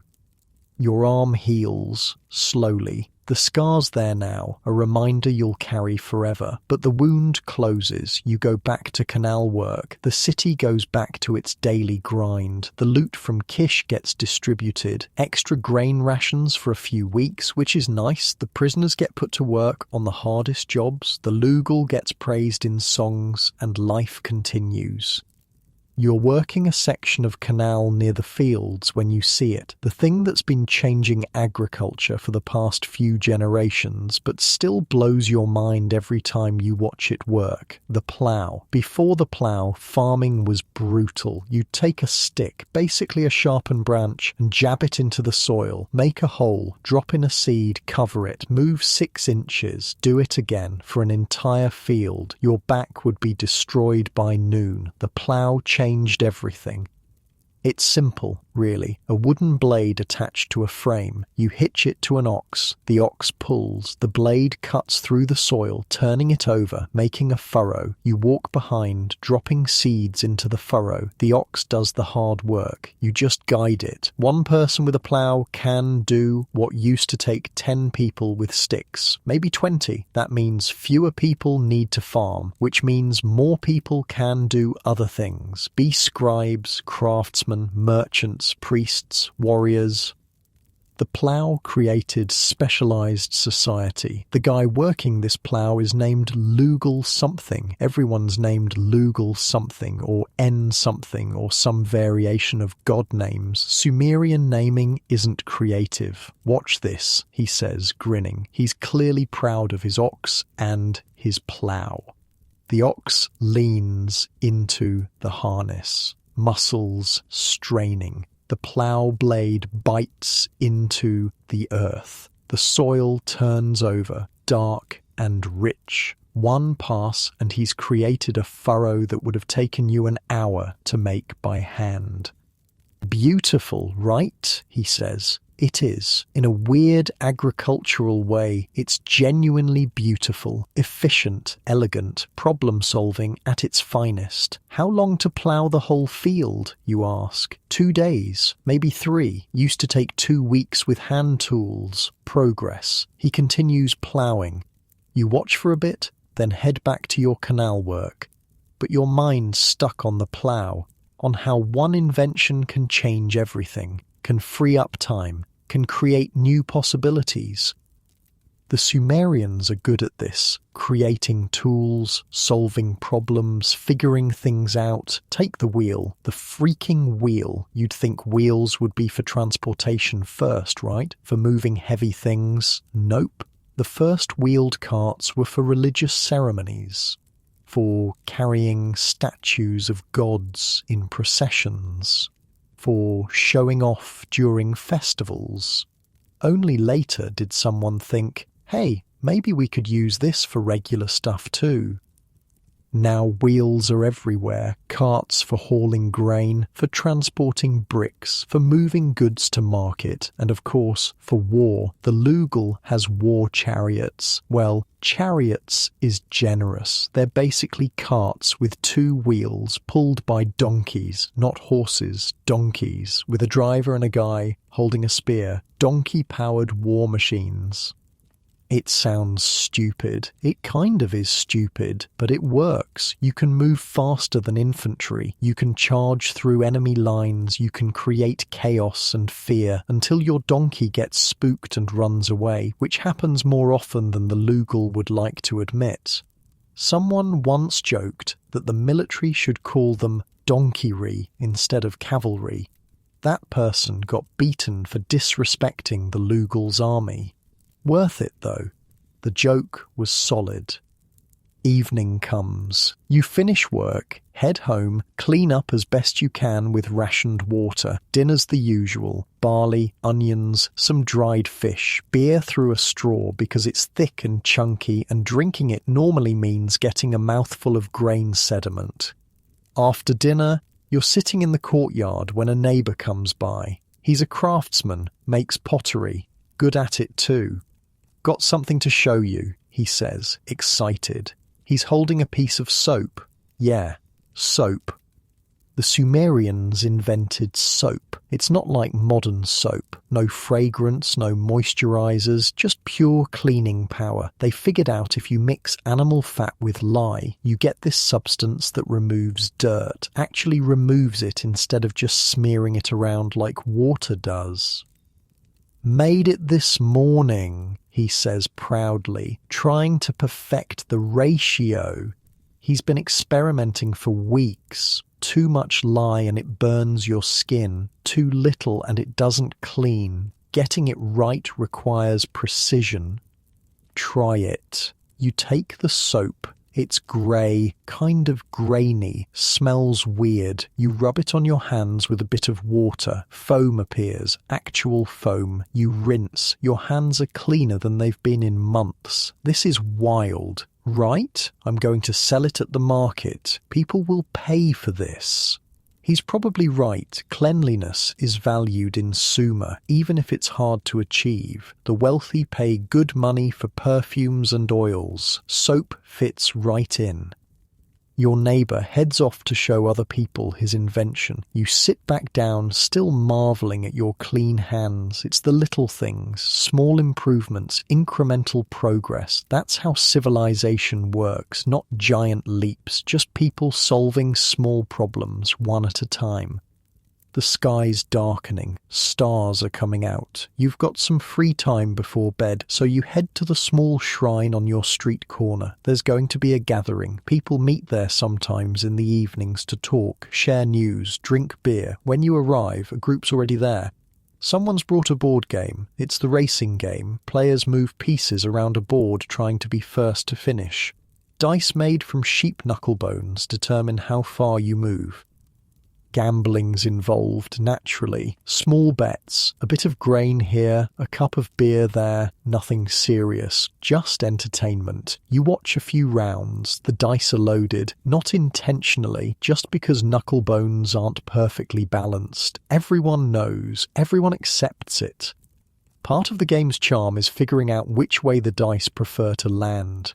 An older man sits down next to you. He's a teacher at the scribe school. You recognize him from when you were moving tablets. You know why the dice work the way they do? He asks. You shake your head. Mathematics, probability. The gods of chance favor certain numbers. He launches into an explanation of the Sumerian number system. This is what educated people do for fun, apparently. Talk about math. We count by 60s, he says. Not tens like you might think. 60s. He holds up his hand, points to the segments on his fingers, the joints, the sections between joints. Count these. On one hand, 12 segments. Use your other hand to track sets of 12. 5 fingers times 12 segments equals 60. You try it. He's right. If you use one hand to point at each segment while using the other hand's fingers to count sets, you get to 60. That's why we divide the day into 24 hours. That's twice 12. Each hour into 60 minutes. Each minute into 60 seconds. A full circle is 360 degrees. That's 6 times 60. Your mind's spinning. You never thought about why time is divided the way it is. Turns out it's just based on counting finger segments 5,000 years ago. The decisions ancient people made casually become permanent structures. Time itself is measured in Sumerian math. Wild. The teacher continues. He's on a roll now, talking about how Sumerian mathematicians can solve complex problems, calculate the area of irregular shapes, figure out volumes of grain storage, predict the flooding patterns of rivers using geometric formulas. We even know, he says, lowering his voice like he's sharing a secret, the relationship between the sides of a right triangle. What relationship? The square of the longest side equals the sum of squares of the other two sides. You have no idea what that means. In simpler terms, if you have a triangle with one corner perfectly square, you can predict the exact length of any side if you know the other two. It's useful for construction, for surveying land, for building. He's talking about what will later be called the Pythagorean theorem, named after some Greek guy who won't be born for another 2,000 years. But the Sumerians already know it. They've been using it for generations. Math predates the mathematicians who get credit for it. Another guy joins the conversation. He's an assistant to one of the temple's astronomers. You want to know what's really impressive? He says. We can predict when the moon will disappear. The moon disappears? Sometimes. The shadow of the earth crosses it, makes it dark, terrifies everyone who doesn't know it's coming. But we know. We track the moon's cycle. We calculate when the alignment will happen. We warn people so they don't panic. Lunar eclipses. The Sumerians can predict lunar eclipses. They've been observing the sky for so long, tracking patterns so carefully, they've figured out the cycles. Solar eclipses too, he adds. Those are trickier, but we're getting better.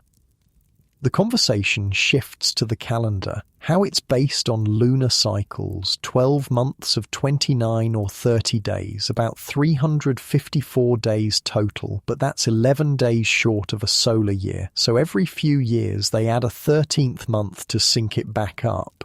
It's a messy system, but it works. The 7-day week is also Sumerian. Each day corresponds to a celestial body. Sunday, Moon Day, the day of Ninurta, later becomes Saturn's day. Each culture that inherits this system just renames the days for their own gods, but the structure stays the same.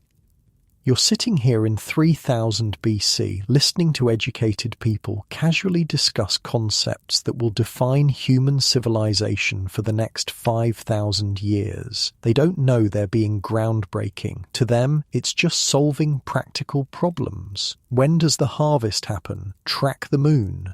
How do we divide labor shifts? Count in 60s. How do we predict disasters? Observe the sky. Simple questions. Complex answers, tools and knowledge passed down, refined, improved.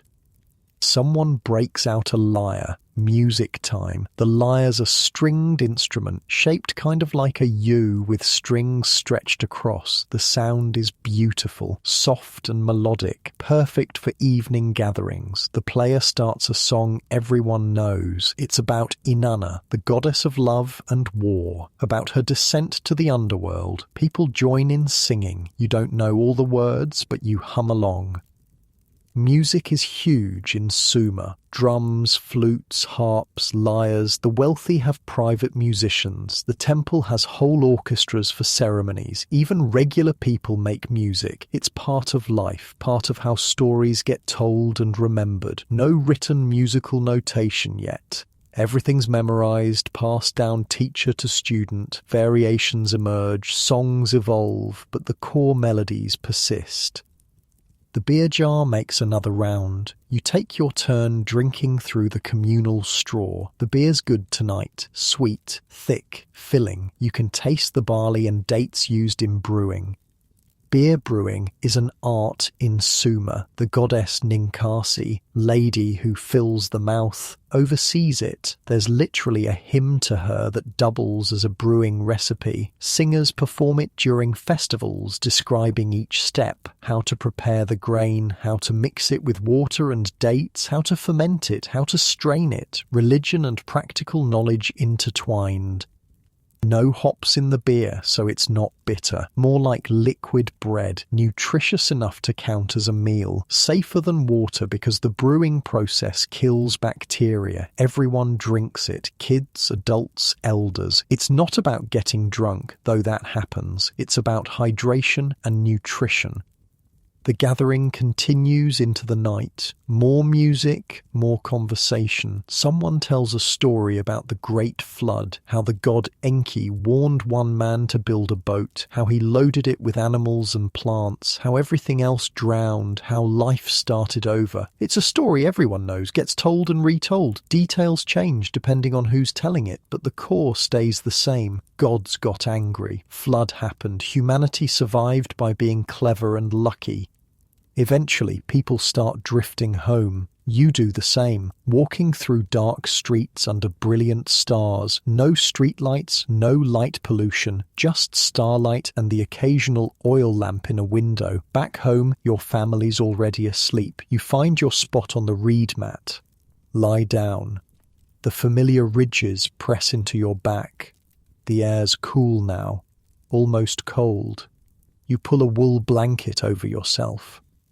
Today, you saw a plough making farming easier, soap making washing possible, dice and games making evenings fun. You heard about mathematics that will outlast empires, about astronomy that maps the cosmos, about music and stories that preserve culture. The Sumerians aren't just surviving, they're creating, inventing, building knowledge that will echo through millennia.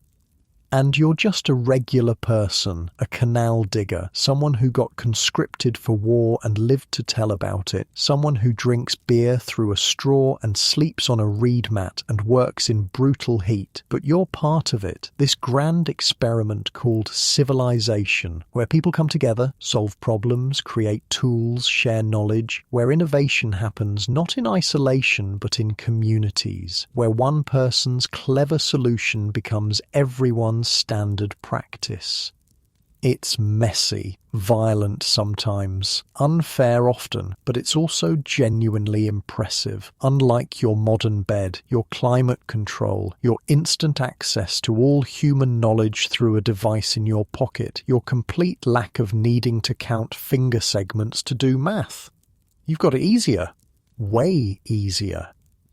The stars outside are the same stars the Sumerians mapped. The math they invented still structures your day. The wheel they designed still moves your stuff. The beer they brewed still gets consumed at gatherings. 5,000 years later, their innovations persist. That's worth something. You close your eyes. Sleep comes easier tonight. Tomorrow's just canal work. Normal, regular, non-violent canal work. You can handle that. The sounds of the city fade, distant voices, a dog barking, the wind moving through reed walls, peace, brief, temporary, but real. You'll take it. The next few weeks pass without major incidents. Canal work, market trips, evening gatherings, the rhythm of Sumerian life. Then, one morning, the Ensi makes an announcement. There's going to be a trial. A public trial in the ziggurat courtyard. Everyone's encouraged to attend.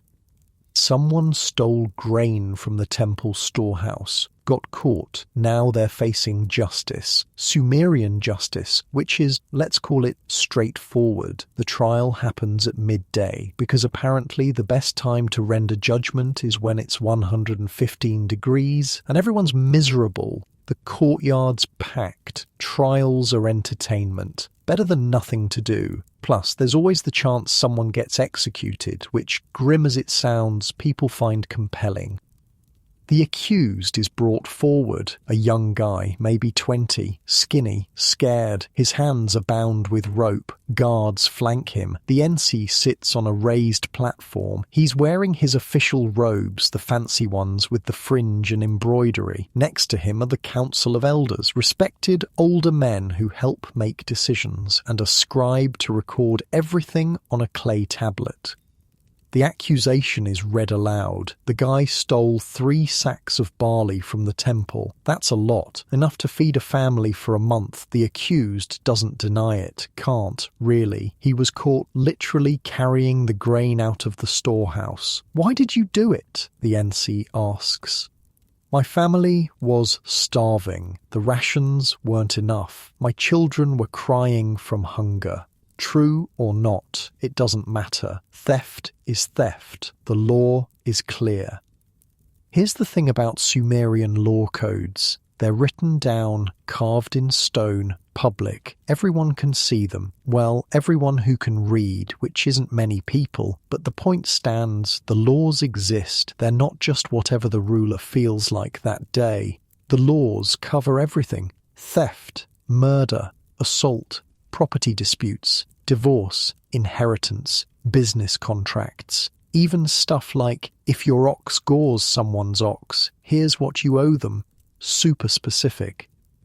The punishments are equally specific and harsh, really harsh. For stealing temple grain, the punishment is mutilation. They cut off your hand. The hand that stole seems symbolic to them, seems horrifying to everyone else. The guy starts begging, pleading. His family needs him. He can work. He can repay the grain. Please, mercy. The Council of Elders confers, whispers. The Ensi listens. Then he announces the verdict. Guilty. The punishment is 10 years of temple service. Wait, what?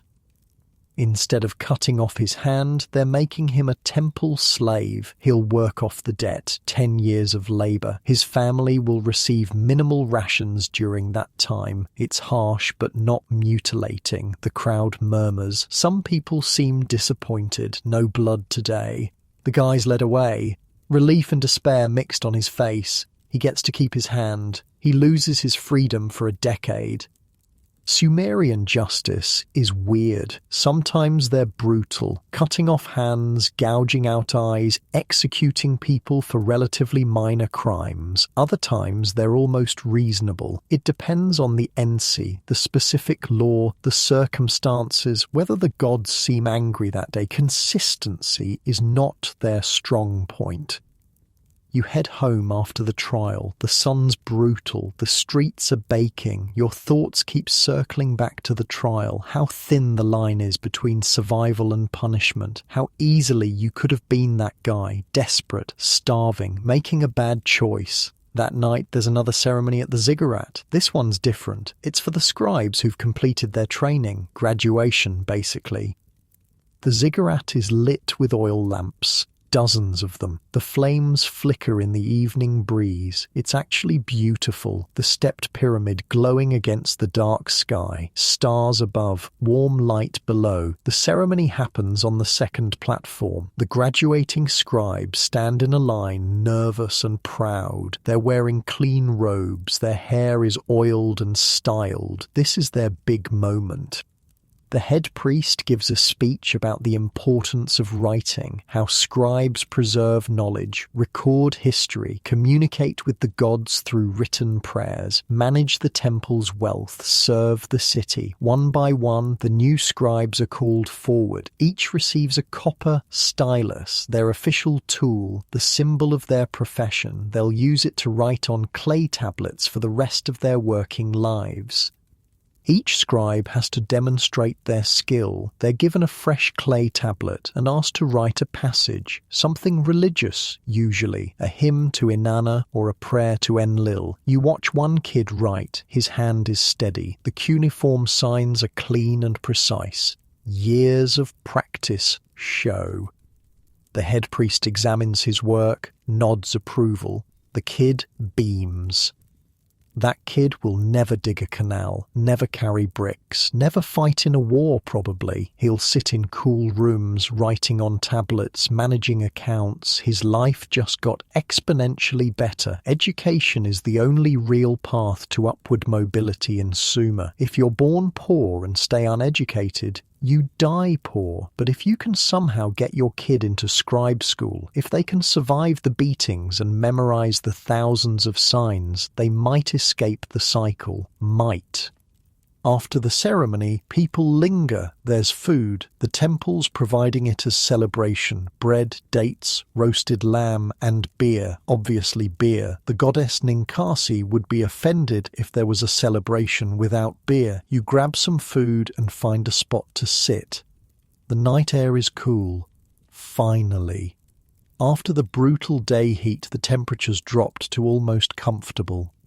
A group of musicians is playing near one of the shrines, drums and lyres. The rhythm is hypnotic. Some people start dancing. Nothing formal, just moving to the beat. It's joyful, simple, human. You notice families everywhere. Parents with children, grandparents, extended relatives. Sumerian families are tight units, multiple generations living together, everyone supporting everyone else because you have to. Survival requires cooperation.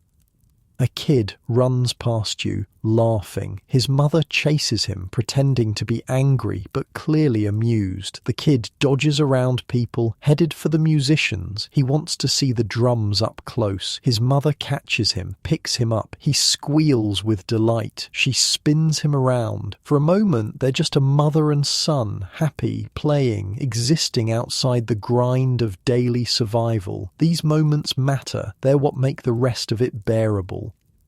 You think about your own family. Your parents are getting older. Your father's back is wrecked from decades of labour. Your mother's hands are gnarled from weaving and grinding grain. They won't live much longer, probably. Most people don't make it past 50 in Sumer. Disease, injury, simple wear and tear from hard living. It all adds up. But they're here now. They're alive. You're alive. That's something. The celebration continues into the night. Eventually, you head home through dark streets, past shrines with their perpetual oil lamps, past houses where families are settling in for sleep. Your house is quiet when you arrive. Everyone's in the courtyard. Your father's repairing a tool by lamplight. Your mother's weaving. Your siblings are playing a quiet game with pebbles. Normal, peaceful, safe. You sit with them. No one speaks much. Comfortable silence, the kind that happens when people know each other well enough that conversation is optional. Your mother finishes her weaving, sets it aside. "Did you eat?" she asks. "At the ceremony, temple food." She nods, satisfied. Making sure you're fed is her primary concern. Always has been. Your father looks up from his tool repair. "The new scribes?" "Yeah, 7 of them. They looked proud. Expensive education. Worth it, though.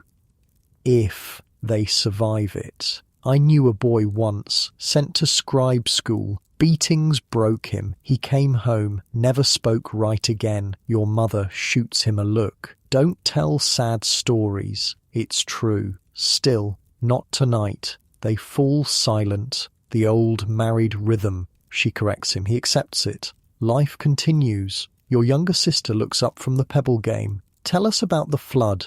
Again, you've heard it 100 times. Tell it anyway. So you tell the flood story, the one everyone knows, how the gods got angry at humanity's noise, how Enki warned one man, Ziusudra in the Sumerian version, to build a boat, how the flood came and drowned the world, how Ziusudra saved animals and seeds and survived, how the gods realized they needed humanity for sacrifices and decided not to wipe everyone out again. It's a good story, familiar, comforting, the kind of story that's been told for generations and will be told for generations more. Long after Sumer falls, this story will persist. Different cultures will claim it, change the names, add details, but the core will remain. A flood, a boat, a survivor, a new beginning. Your sister falls asleep halfway through. Common. She just wanted the comfort of the story, not the ending. One by one, family members head to their sleeping spots, your parents to their small room, your siblings to their mats in the courtyard, you to yours. The routine of preparing for sleep is simple. Check your water jar. Make sure there's enough for the night if someone gets thirsty. Check the door. Make sure it's secured. Say a quick prayer to the household gods. Small clay figurines in a niche by the entrance.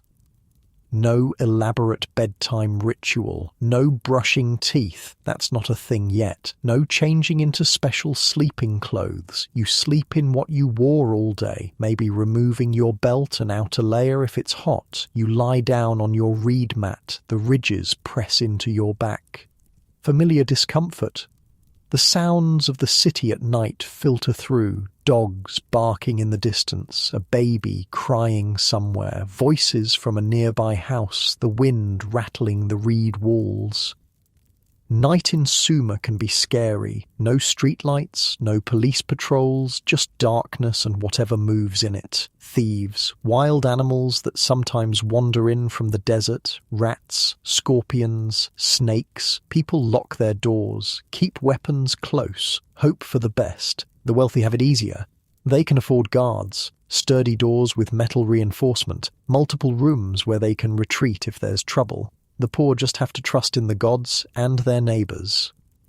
You think about the temple slave from the trial. He's probably in a cell right now, stone walls, a locked door, 10 years ahead of him, his kids growing up without a father, his wife managing alone, one bad decision, one desperate act, a lifetime of consequences. The unfairness of it gnaws at you. But what can you do? The laws are written, the NC enforces them, the gods approve, the system exists, and you're just one person within it.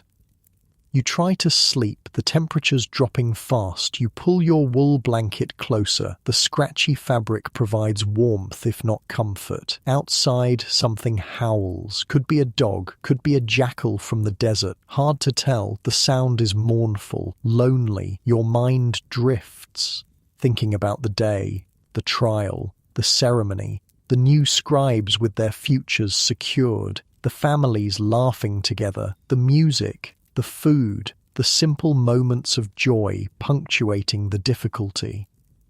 This is life, not perfect, often unfair, sometimes brutal, but also containing beauty, connection, community, progress, hope. The Sumerians have created something here, a system of laws, even if they're harsh, a system of education, even if it's brutal, a system of religion that provides structure and meaning, a system of agriculture that feeds thousands, a system of government that mostly works.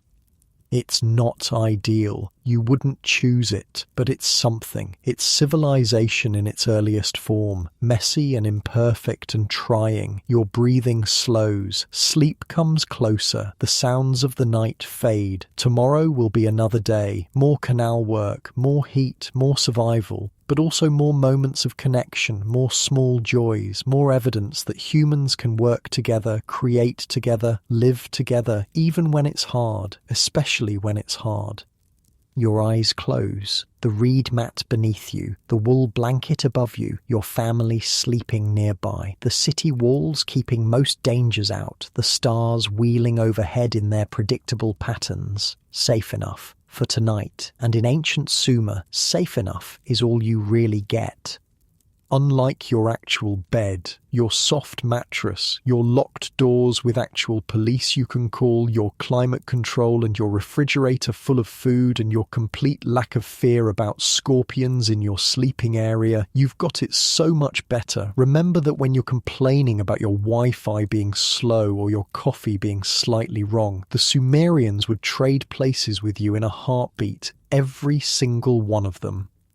The darkness deepens, sleep takes over, the city quiets, the night passes, and somewhere on clay tablets that will survive for thousands of years, scribes are recording today's events, the trial, the ceremony, the grain accounts, the astronomical observations, the prayers, writing down civilization, preserving it, passing it forward to us. 5,000 years later, still reading their words, still using their inventions, still counting in their number system, still telling their stories. They survive through what they created, and you're part of that continuity, from their clay tablets to your screen, from their canals to your plumbing, from their struggles to your comfort, connected. Things change, not overnight, but over years, decades. You notice it gradually, the way power shifts, the way cities rise and fall, the way the world you knew stops being the world that exists. It starts with Akkad.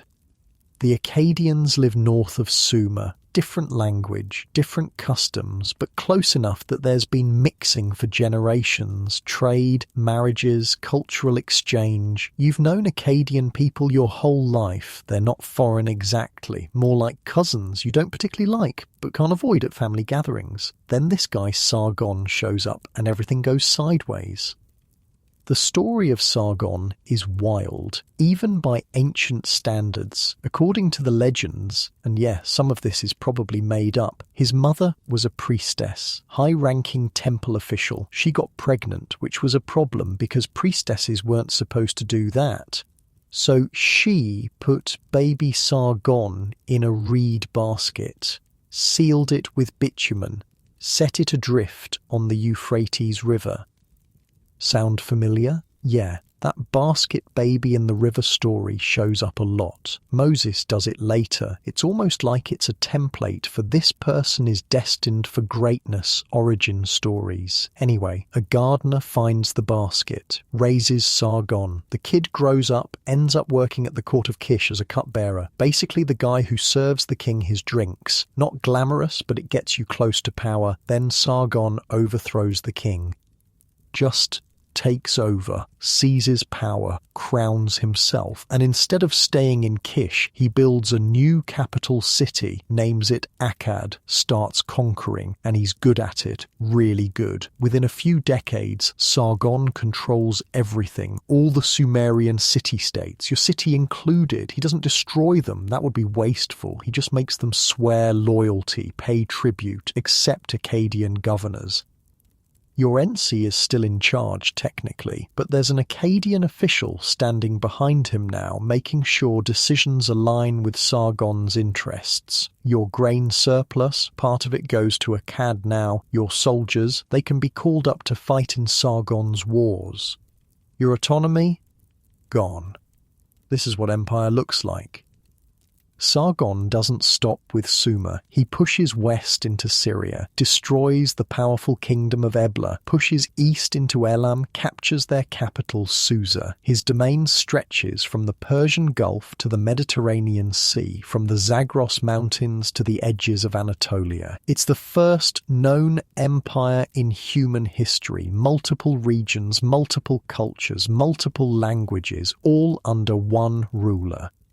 Sargon appoints governors, stations garrisons of troops in conquered territories, sets up a postal system so messages can travel quickly across his empire, creates trade routes, standardizes weights and measures, builds roads. It's organized, efficient, impressive. It's also brutal. Cities that resist get razed. Populations that rebel get enslaved. Sargon doesn't mess around. The message is clear: submit or die. Most people submit. Your city throws a feast when Sargon visits. The Lugal and Ensi bow, kiss his feet, offer gifts, grain, silver, crafted goods. Sargon accepts graciously, gives a speech about unity and prosperity. Everyone applauds. Behind the smiles, there's fear. This man controls armies, controls trade, controls food distribution. Anger him and your city starves. So you smile, you cheer, you pretend this is fine. Sargon dies eventually. Old age. His empire passes to his sons, then to his grandson Naram-Sin. And Naram-Sin is somehow even more ambitious. He declares himself a living god, not a representative of the gods, not blessed by the gods, an actual god. Puts a horned crown on his head, the symbol of divinity, and demands worship. The priests are horrified. This is blasphemy. The gods will be furious. Divine punishment is coming. Naram-Sin doesn't care. He crushes rebellions in Sumer and Syria, adopts the title King of the Four Corners of the World, builds monuments to himself, has his victories carved in stone. The Akkadian Empire reaches its peak under him. Trade flourishes, art and architecture bloom, cities grow wealthy. If you're part of the system, if you benefit from the stability and trade networks, life improves, but empires don't last. The first sign of trouble comes from the east. Raiders from the Zagros Mountains. Tribal people the Akkadians call Gutians. They're mountain dwellers, herders, warriors, and they're hungry. At first, it's just raids, quick strikes on border settlements. Steal some grain, some livestock, disappear back into the mountains. Annoying, but manageable. Then the raids get bigger, bolder. Whole villages get hit. Caravans get attacked. Trade routes become dangerous.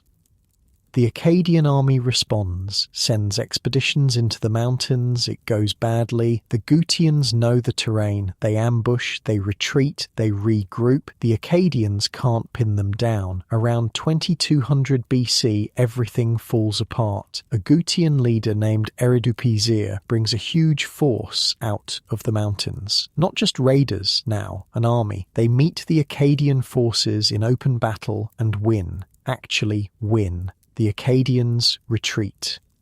Eridupizir captures Nippur, the sacred city, the religious heart of Sumer. It's a catastrophe. He has his victory carved into stone right there in Nippur, a permanent reminder that the Akkadians lost. The empire starts crumbling. Governors in distant provinces stop sending tribute. Local rulers declare independence. The center can't hold. The Gutians keep pushing. They take more cities, more territory. The last Akkadian king tries to fight back, but it's too late. After his death, the Gutians launch a full invasion. They sweep through Mesopotamia like a flood, and they have no idea how to run it. Here's the problem. The Gutians are mountain people. They know mountains. They know herding animals in high pastures. They don't know irrigation agriculture. They don't understand canal systems. They don't grasp the delicate balance required to farm in a river valley. So the canals start failing. Nobody's organising maintenance. Nobody's clearing silt. Nobody's repairing breached dikes. The water flow becomes erratic. Some fields flood, others dry out. Crops fail. Food shortages begin, then famines. People start dying, not from violence, from starvation, from disease that follows starvation. The economy collapses, trade stops, craftsmen can't get materials, merchants can't travel safely, cities that thrived on commerce shrivel. You watch your city deteriorate. The marketplace gets smaller, fewer goods, higher prices. The temple cuts rations, people get desperate, theft increases, violence increases. The Gutians don't know what to do. They try to rule, but they don't understand the systems they've inherited. They appoint leaders who don't know irrigation. They collect tribute without understanding. It starves the cities. They break things they don't know how to fix. Mesopotamia enters what later gets called its first dark age. Cities are abandoned, just left empty. People flee to wherever they think they can survive. Some head to the marshes in the far south where traditional Sumerian life continues. Some head north, some just die. Your city shrinks. Whole neighborhoods empty out. Houses crumble. The great ziggurat starts to deteriorate. Nobody's maintaining it. The mud bricks, exposed to rain and sun without constant repair, begin to erode. The temple struggles, fewer offerings, fewer priests. The elaborate ceremonies become simpler, then stop altogether. The gods aren't being fed properly, which means the gods are angry. More disasters follow, or people interpret disasters as divine anger, hard to tell which. Droughts, locust swarms, disease outbreaks, each one hits harder because the infrastructure is failing. The Gutians face resistance. The Akkadians who remain fight back. The Elamites to the east push in. Sumerians in the south refuse to submit. But the Gutians hold on, barely, through sheer force and the fact that nobody else can organize enough to drive them out. For over a century, this chaos continues. More than 100 years of Mesopotamia being broken, fractured, suffering. You live through it. Everyone lives through it who doesn't die, which is a lot of people. The population drops. Estimates suggest it falls by more than half. That's how many die or flee. You get older. Your parents die. Not violently, just worn out. Your siblings scatter. One dies from disease. One moves to the marshes. One you just lose track of. You survive by being flexible. You work whatever jobs exist. Sometimes canal maintenance when the Gutians remember it matters. Sometimes farming. Sometimes just scavenging in abandoned houses for anything useful. The social hierarchy collapses. The old distinctions between classes blur. Everyone's just trying to survive. The wealthy lose their wealth. The educated lose their status. Scribes can't find work. Nobody's paying for record keeping anymore. You see tablets being destroyed, used as building material, crushed up for temper in mud bricks, thousands of years of recorded history ground into dust. It's heartbreaking, but also practical. You need bricks more than you need ancient accounts of sheep transactions. The one bright spot is Uruk, down south, far from the Gutian strongholds. The city maintains some independence, keeps its traditions. A leader named Utu Hengal rises there. He starts organizing resistance. It takes time, years. But slowly he builds a coalition, gets other southern cities on board, raises an army, trains them, arms them. Around 2120 BC, Utu-Hengal marches north. He meets the Gutians in battle and wins. Actually wins. The Gutians break, retreat. Utu-Hengal pursues, drives them out of Mesopotamia, back into their mountains. The occupation ends. The whole region celebrates. It's over. The Dark Age is ending. Mesopotamia is free. You're older now. Your hair's grey, your back's wrecked from decades of labour. You've survived wars, invasions, famines, chaos. You're still here. Utu-Hengal enters your city as a liberator. People line the streets, cheering, crying, grateful. The ziggurat courtyard fills for a ceremony, prayers of thanksgiving, sacrifices to the gods, music and feasting. It feels like rebirth, like Mesopotamia gets a second chance. Utu-Hengal doesn't last long. He dies young, drowns in a canal accident apparently. But his successor, a guy named Ur-Nammu, continues the work. Ur-Nammu founds what becomes known as the Third Dynasty of Ur. He reunifies Sumer and Akkad, launches a massive rebuilding campaign. The canals get repaired, the irrigation systems restored, cities are rebuilt. The ziggurat in Ur, the great stepped pyramid dedicated to the moon god Nana, rises again. You watch your city come back to life. The marketplace fills with goods again. Trade resumes. The temple recruits new priests. Ceremonies restart. The government gets reorganized. Provinces with appointed officials. A clever tax system called Bala, where each province contributes goods for just 1 month per year. It spreads the burden, makes it manageable. Sumerian becomes the official language again. Not for speaking, people speak Akkadian now in daily life, but for administration, religion, literature, Sumerian gets revived as a sacred language. This is when the Sumerian king list gets compiled, that famous document listing all the rulers from mythical times to the present. It's propaganda, really, linking the new dynasty to ancient legitimacy. But it works. It gives people continuity, connection to the past. Things improve for a while. But underneath, problems are building. The centralized bureaucracy that worked great under strong rulers becomes bloated and corrupt under weaker ones. Officials skim off the top. Favors get sold. Justice becomes optional if you can't afford bribes. The north, mostly Akkadian-speaking, grows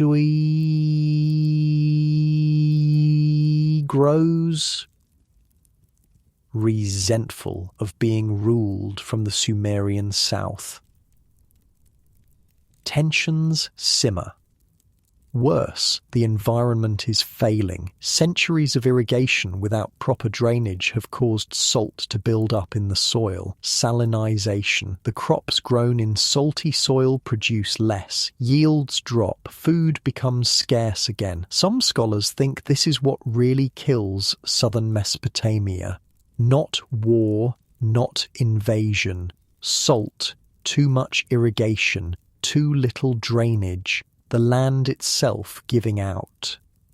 New threats emerge. From the west, the Amorites, nomadic tribes pushing into Mesopotamia. From the east, the Elamites again, seeing weakness and opportunity. The last king of the Third Dynasty, Ibisin, tries to hold it together, but he's losing control. The Amorites penetrate deeper, trade networks collapse, cities starve. In 2004 BC, the Elamites attack. They capture Ur, sack it, burn it, take Ibisin prisoner. The Third Dynasty ends. A poem survives from this time, The Lament for Ur. It's devastating, describes the gods abandoning the city, the walls being breached, the temple being destroyed, mothers fleeing with children, bodies in the streets. On its lofty city gates where walks were taken, dead bodies were lying about. On its boulevards where festivals were celebrated, heads lay scattered. In all its streets where walks were taken, dead bodies were lying about. The era of Sumerian statehood ends. Mesopotamia splinters into smaller kingdoms, many ruled by Amorite dynasties. Power shifts north to cities like Babylon. Sumerian stops being spoken in daily life. It survives only in temples and schools, a sacred language for rituals and scholarship, like Latin in medieval Europe. But Sumerian religion, literature, mathematics, science, all of it gets absorbed by the cultures that follow. The Akkadians, Babylonians, Assyrians, they inherit Sumerian knowledge, build on it, preserve it, pass it forward. Sumer dies as a political entity, but its legacy survives. You won't see the end. You die before 2004 BC. Old age, surrounded by family in a rebuilt house in a restored city. You die thinking civilization survived, that the Dark Age was an aberration, that Sumer will last forever. You're wrong, but you die happy. And in ancient Sumer, dying happy is an achievement. Unlike your warm bed right now, your stable government, your functioning infrastructure, your complete lack of dealing with mountain invaders who don't understand irrigation. You've got it so good you can't even imagine the alternative. The Sumerians lived the alternative. For over a century, they lived through civilization collapsing, through systems failing, through knowledge being lost, and they rebuilt. They tried, they survived as long as they could. That's worth something. That resilience, that determination to continue despite everything. They didn't quit. They kept going right up until the very end. And what they created, the writing, the math, the inventions, the stories, outlasted them by thousands of years, outlasted them all the way to you, reading their words, using their tools, living in a world they helped build, connected across 5,000 years. So Sumer ends, not with a bang, more like a slow fade. After 2004 BC, there's no Sumerian state anymore, no Sumerian kings. The language stops being spoken on the streets. The culture gets absorbed into the broader Mesopotamian world. But here's the wild part. Sumer doesn't really die. It just transforms. The Babylonians take over. They're Amorites who've been living in Mesopotamia long enough to pick up the local customs. Their greatest king, Hammurabi, rules around 1750 BC. You've probably heard of him. The law code guy, Hammurabi's famous code of laws, is basically Sumerian law with updates. The Sumerians had legal codes first, written down, public. Hammurabi just refined the system, made it more comprehensive, carved it on a giant stone pillar so everyone could see.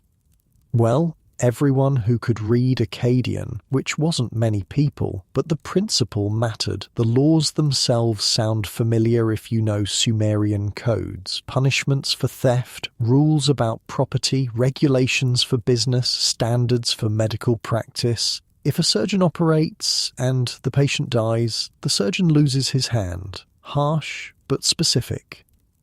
That's Sumerian influence, that idea that law should be written, public, consistent, that justice shouldn't just be whatever the king feels like that day. The Babylonians also keep the Sumerian number system, base 60. They use it for everything: astronomy, mathematics, commerce. The same finger-counting method Sumerians developed becomes the standard across Mesopotamia for centuries. They keep Sumerian literature too. The Epic of Gilgamesh, probably the most famous story from ancient Mesopotamia, is originally Sumerian. Later versions get written in Akkadian, expanded, polished. But the core? Sumerian, a king of Uruk searching for immortality, facing his mortality, learning to accept death. It's beautiful, sad, deeply human. And it survives because scribes kept copying it, generation after generation, preserving it even after Sumerian stopped being spoken. The Assyrians come next, brutal warriors from the north. They build an empire that makes Sargons look small. They conquer Egypt, Anatolia, the Levant. They're famous for their cruelty. They brag about it in their inscriptions, flaying enemies alive, impaling them on stakes. Mass deportations. But you know what they also do? They collect Sumerian texts. King Ashurbanipal of Assyria, around 650 BC, builds a massive library in Nineveh. He sends scribes across Mesopotamia to find and copy ancient texts, Sumerian literature, scientific treatises, medical knowledge, mathematical tablets, astronomical observations. He wants to preserve everything.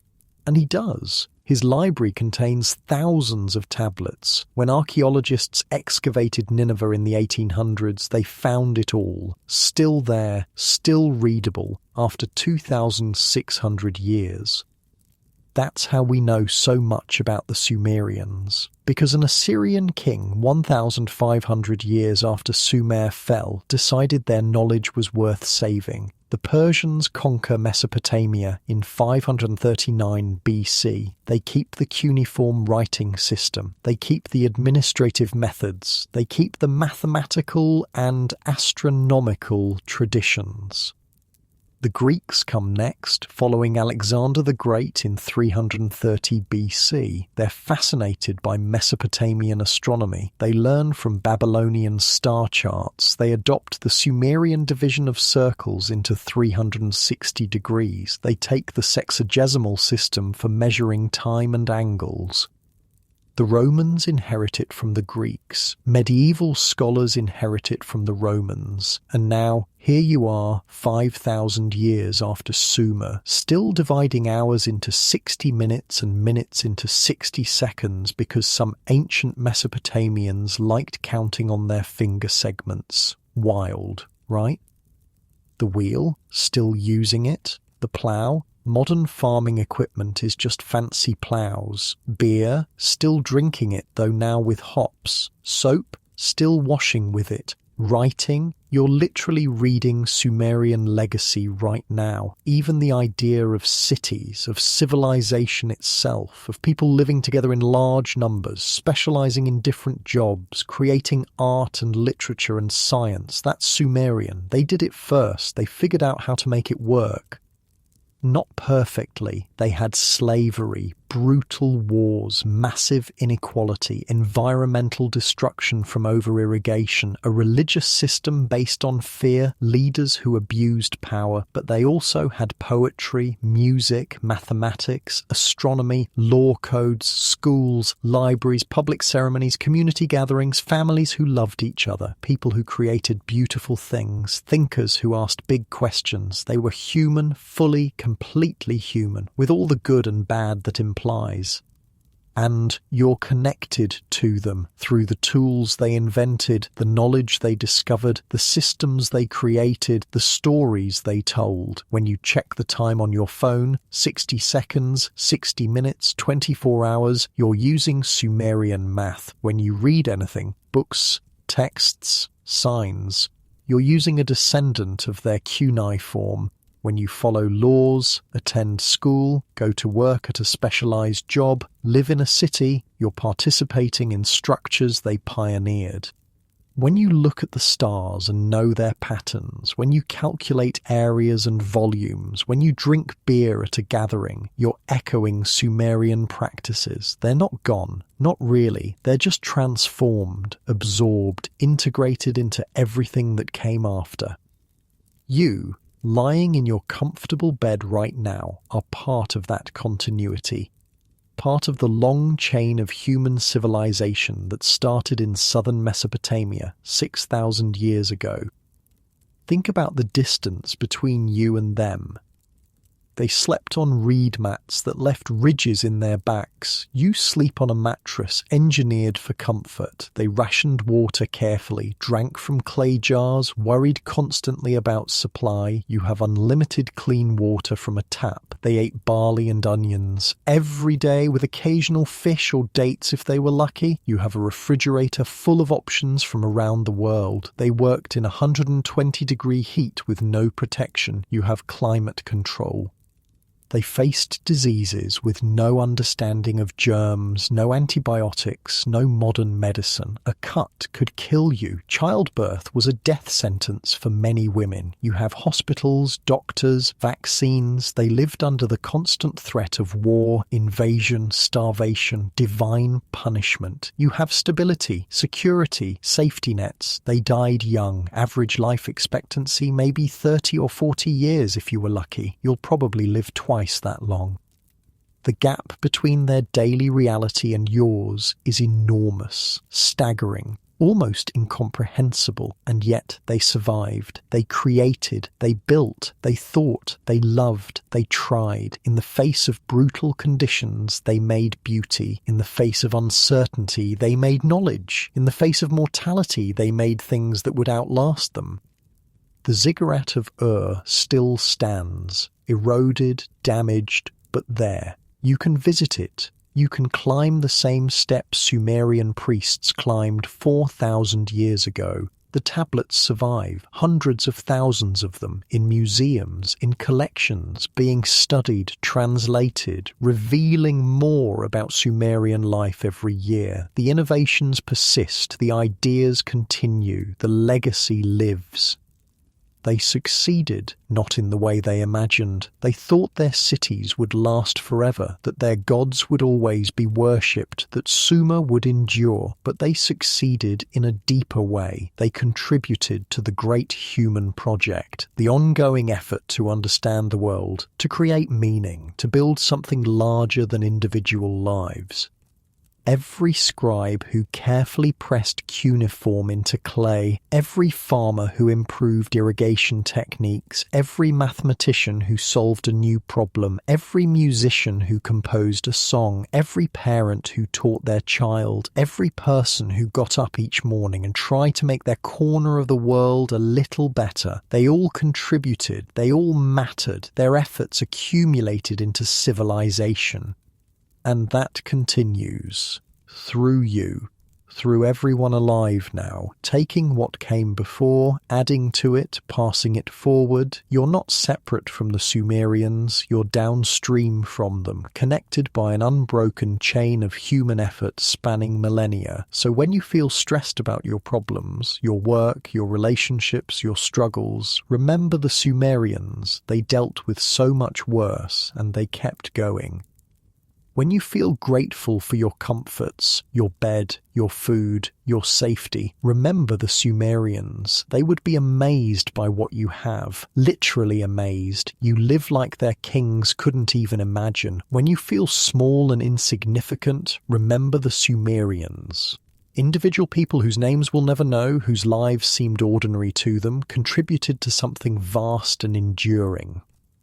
You're part of that too. Your life matters. Your efforts contribute. Your existence is part of the ongoing human story. The Sumerians started something. You're continuing it. Others will follow you. The chain continues. So rest now in your comfortable bed, your safe room, your peaceful night. Feel the mattress beneath you, soft, supportive, nothing like a reed mat. Feel the blanket, warm, clean, nothing like scratchy wool. Feel the security, the walls, the locks, the absence of threats.